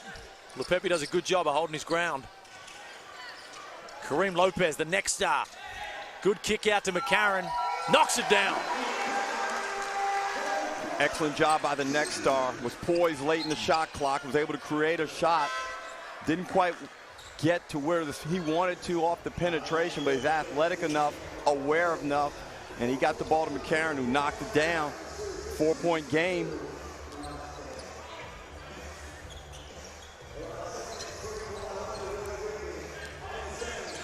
Bruce finds Robertson on the wing. He can knock it down. Turns down the attempt that time. Finds Lepepe. Opts for the fadeaway. Draws another foul.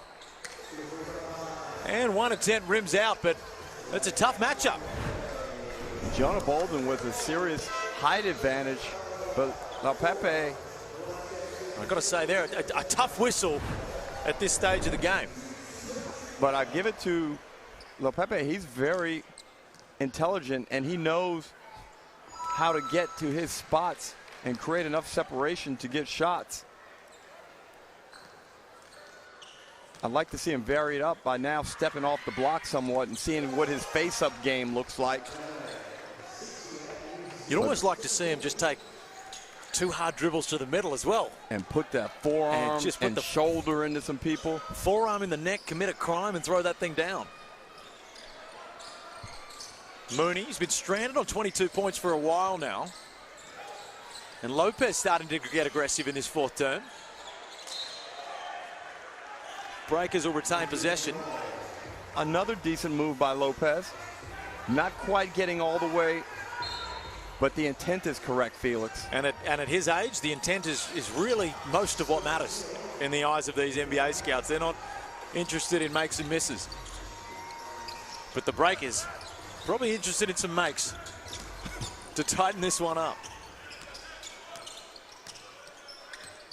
Robertson, a young lineup out here on the fourth for the Kings to close this one out. Spurgeon finds Robertson. He can knock that down.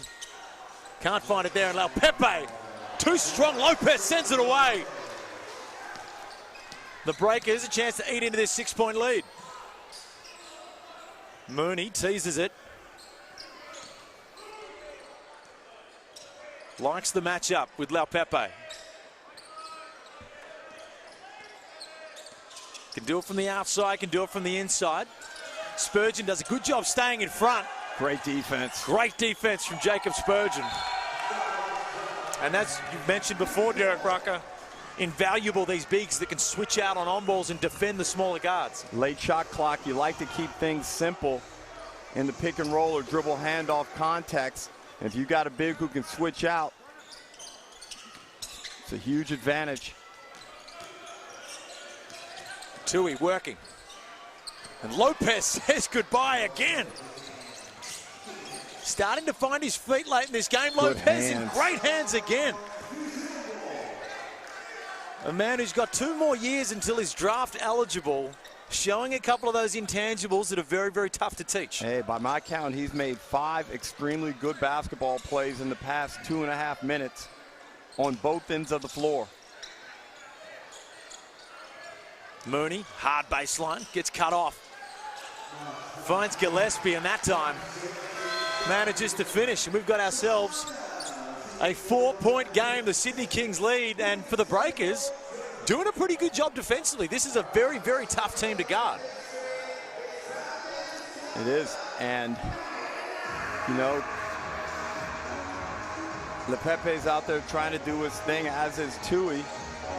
And over the past couple of minutes, with that lead hovering around 7, 8, or 9, the Breakers have been able to lock in and get it down to 4 with 4:19 left on the clock.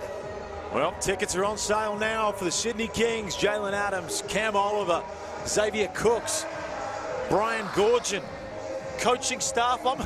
The Water Boys probably got a good name at this point. Superstars. They are superstars through and through, and you can see them all in action at the Kingdome. The tickets are on sale now. Scan that QR code and get involved. NBL 25 right around the corner, tipping off the season proper next week. And day 7 of the Blitz, bringing the action right now, a 4-point lead to the Kings. And Isaiah Leapa sitting this one out also. You see him over there on that Kings sideline. Hit 7 threes in a game in this Blitz event. And he will be a key piece of this Kings lineup and that bench. I said that I thought this second string for the Kings is really good. And I didn't expect him to come out and shoot the ball the way he has shown thus far. You know what Leapa is? Leapa's the dude, you've scouted the Kings top to bottom. You're shutting down all their superstars, and then he comes out and goes 7 for 10 in your face, and you go, damn, well, he beat us. And he's going to do that a couple of times, I'm sure. Tui again, strong through the paint, uses his body, gets fouled in the process. It'll be a baseline ball. Couldn't be more impressed with Alex Tui so far. Matt Mooney's been incredibly impressive. McCarron, you mentioned at the start, Derek Rucker, you picked it up in warm-ups. He looks reinvigorated. Karim Lopez on the defensive end has shown some really tangible skills that are tough to teach. Some great timing. A guy that's got 2 years until he's going to be entering that NBA draft. Bruce finds La Pepe on the inbound. Gets it back. Oliver under pressure from Mooney a little too much, according to the official. And Mooney was indecisive about whether to shoot that passing lane. Should have gone ahead for it and tried to get that steal. And you talk about coach killers and tough fouls. It's certainly one of them, Ben. Over-ambitious when you're over the foul limit. Cam Oliver goes to the line for 2. 4-point lead to the Kings. Looking to build on it.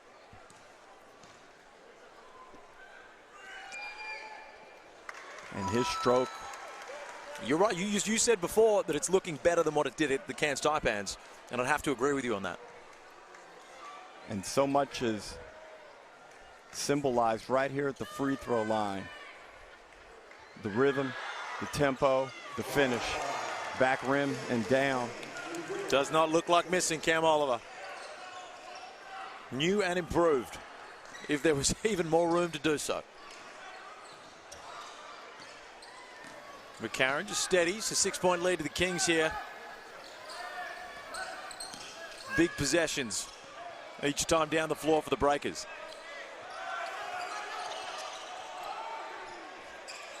Aaron pass from McCarron, gets lucky to get it back, finds Gillespie, who gets the and one.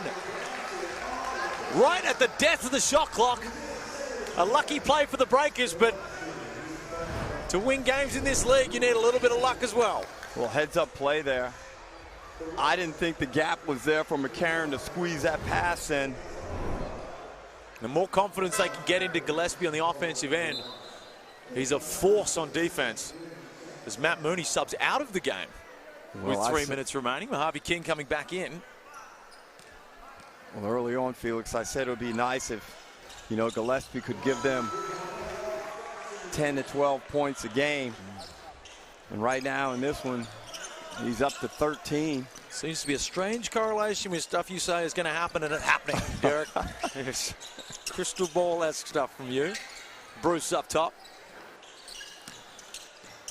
Oliver looks to get aggressive. Gillespie with the closeout. Fouled in the process, Cam Oliver, and he hasn't looked like missing a free throw, and he's going to go to the line for 3. Some tough plays down the stretch for the Breakers. They get a break on the offensive end with a bit of luck. And then the coach killer, fouling a 3-point shooter. And over-ambitious pressure from Matt Mooney to send Oliver to the line of the previous play. And it's all forced by the fact that Oliver's shooting the ball well, so it puts a little bit more pressure on Gillespie to overreact right there. But Gillespie's got to understand that Oliver's shooting the ball well from the 3 off the catch and shoot. That time he was moving off the bounce. You just got to live with that if he knocks that one down. Get a hand up, be conservative defensively. Well, he's got such a wingspan on him, Gillespie, that you don't need to go out that intense. You know, you can put that shot off with a little less aggression. And his hands are almost down at his knees. You know, that's a big wingspan.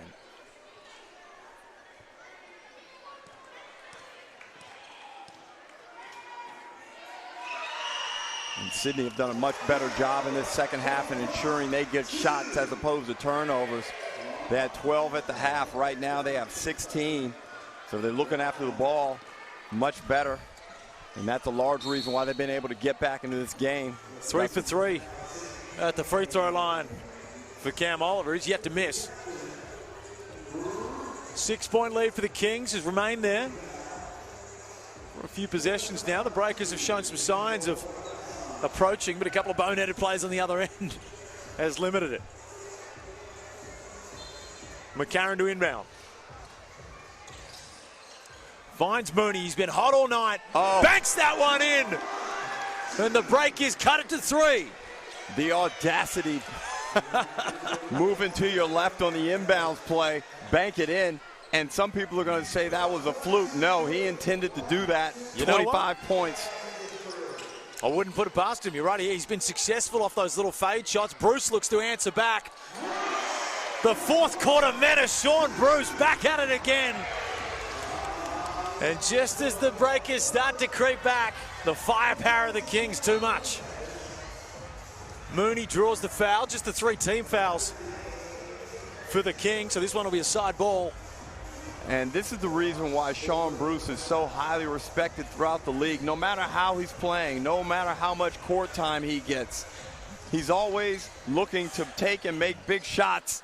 Matt Mooney can't get that one to go. 76-82. Sean Bruce with the ball in hand. Works off the on-ball, finds Maluach. 2, he's been the dominant force for the Kings. 5 on the shot clock. Oliver's going to have to put it up under pressure and duress from Gillespie. But no worries for Cam Oliver. He's showing a full range of offensive talents. 8-point lead to the Kings. A little under 2 minutes remain. And the pressure on Matt Mooney just a little too much, and a crucial, costly turnover. And tensions just starting to boil over as Sean Bruce, the man who's quite often in the middle of it, cops an errant one to the face. And Kelly Laupepe right in the middle. There's been tensions between him and Jonah Bolton all game. And it looks to have just spilled over late in the contest. Brian Goorjian adds his 2 cents in as well for good measure. There is some jawing going back between these two teams. Preseason basketball, Derek Rucker? I don't think so. We look at the replay.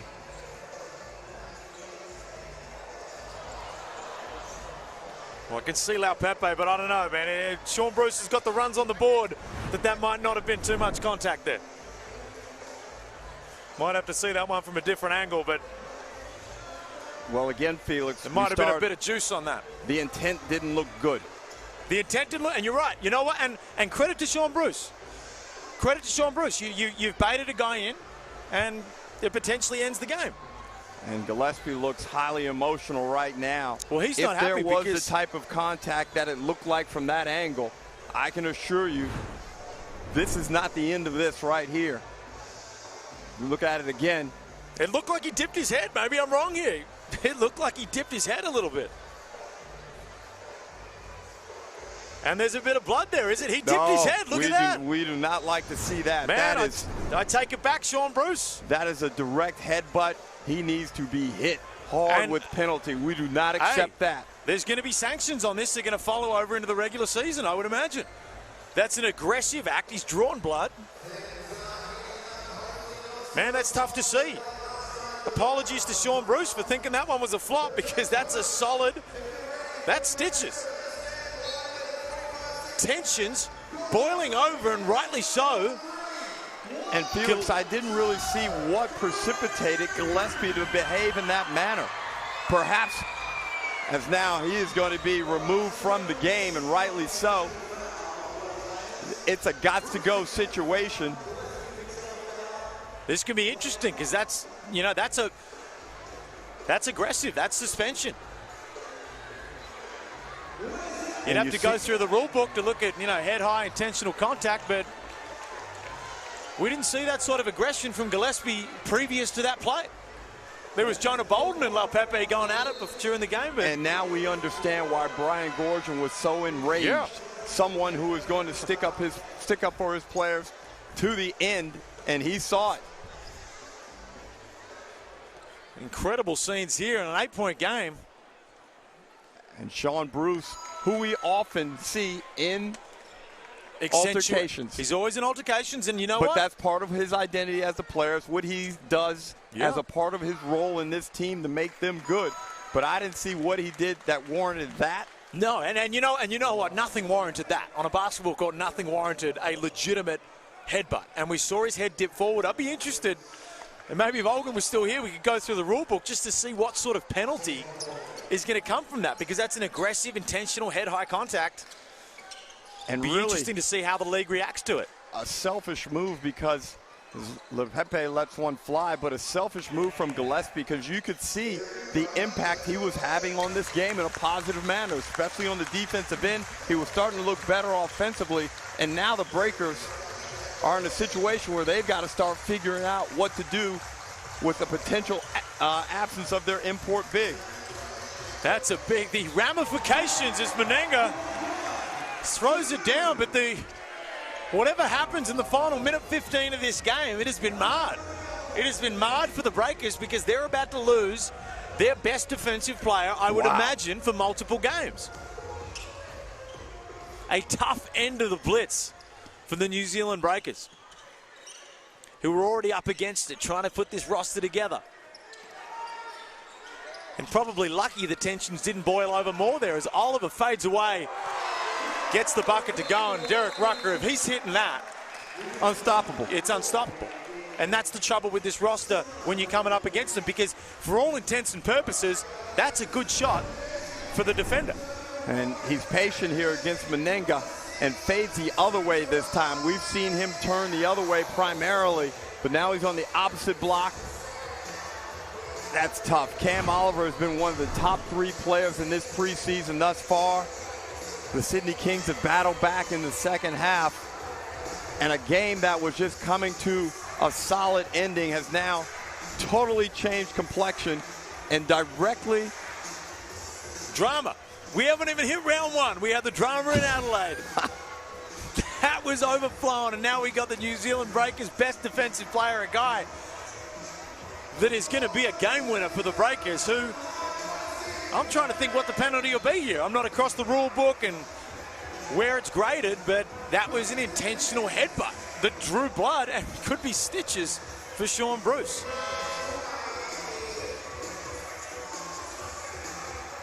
Well, we've seen enough of judiciary's work. Man, and when they draw, blood is not a good thing to try and mitigate the damage of your penalty. The optics do not look good in the era of head-high protection. You don't want to be coming and doing that. And we're probably lucky that it didn't overflow further, because Laupepe's a fiery dude. Well, we saw strong. Everyone was fired up, especially the Kings, and now it's clearly understandable. Our angle wasn't great. Mooney can't get that to fall, and this one is all but buried.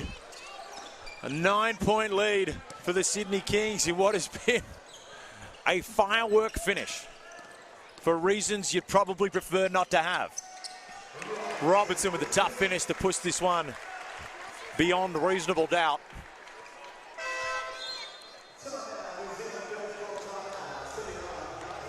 The Breakers with a final timeout. And I think this is one of those games, Felix, given the emotion that we can feel right now at the buzzer, it's probably best that both teams do not shake hands and go their separate ways. It probably is. Look, it's Normally, as good sportsmanship, we want to go over, shake the other guy's hand. There's an exception always, and I think we can apply it right here.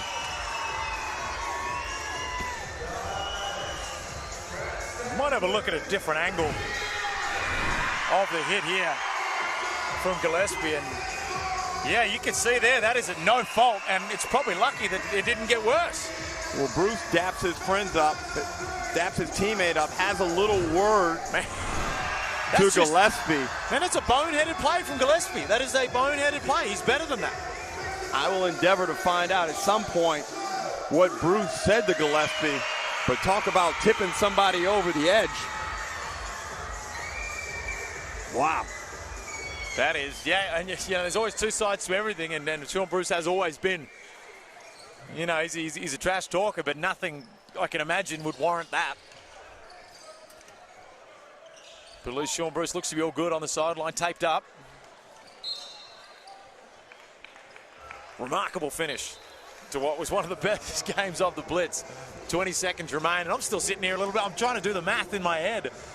You know, how many is this weeks? Is this a big fine? What are we working with here? It's tough to. The NBL judiciary in the past has been a little hard to predict. And there's Sean Bruce, the recipient of the bloody eyebrow. Hopefully it doesn't scar up. Hopefully you can. Actually, I don't know. Maybe you keep a little scar. It's got a bit of toughness to it. You play basketball, especially as a guard, you get a lot of those head clashes. And Sydney Kings will dribble this one out. Victors, 11 points in a firework-filled clash. Alex Toohey, the star of the show. NBA GMs, NBA executives, all in attendance. And Derek, he's got a full season ahead, but he's done himself some serious favors in the eyes of those that matter the most. An outstanding game. He's had a very good event. And the Sydney Kings leave out of here on a positive note.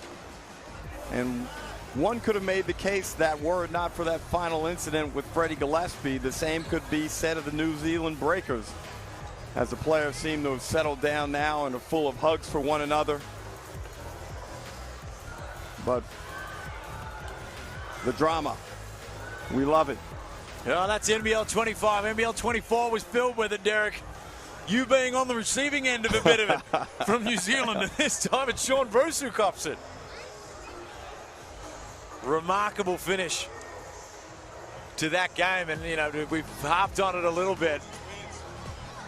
But the ramifications for this one for the New Zealand Breakers will be big. A great job by the officials as well to calm tensions down there. It's always tough getting in the middle of bigger bodies when they start flying, especially Cali Leopepe. But and Sean Bruce exits the court. And he was outstanding in this game, providing punch off the bench. And the Sydney Kings will finish their preseason in strong form. An outstanding preseason for them, in which they faced this New Zealand Breakers team 3 times, defeated them each time. Now they'll prepare to start the season. Little rivalry brewing. This is where stuff comes up. But we talk about the next stars in this one. We spoke about how good Toohey played. You got to give a bit of credit to Lopez as well, especially late in the game. There was a few of those things. Remember, I need to stress that he's got 2 years of this. Correct. And he's not draft eligible yet. He's got 2 years of this. He was aggressive. He looked to put the ball on the deck and get in the paint. And I like the fact that he was trying to make plays for other players. And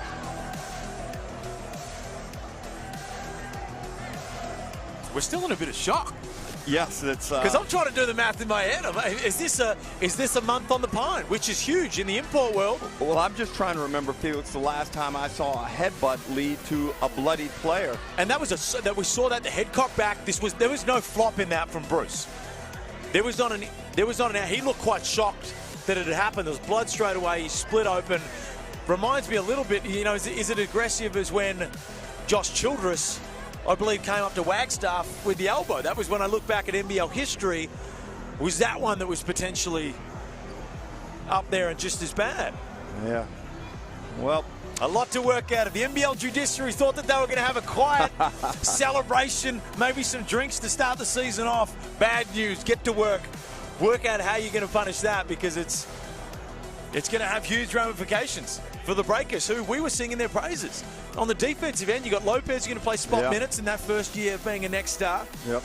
And then you've got Gillespie, who looked like a defensive player of the year out there and started to find his speed on offense. Maybe you know what? Maybe it's not. Maybe I'm annoyed because I was looking forward to watching Gillespie. I think that's what it is. There is a sense of that. There's a sense of disappointment in that we saw New Zealand making strides in the right direction, and you could see the potential. You could see when you put PJC back in that lineup. Now, look, they're not going to lose Gillespie for the whole season.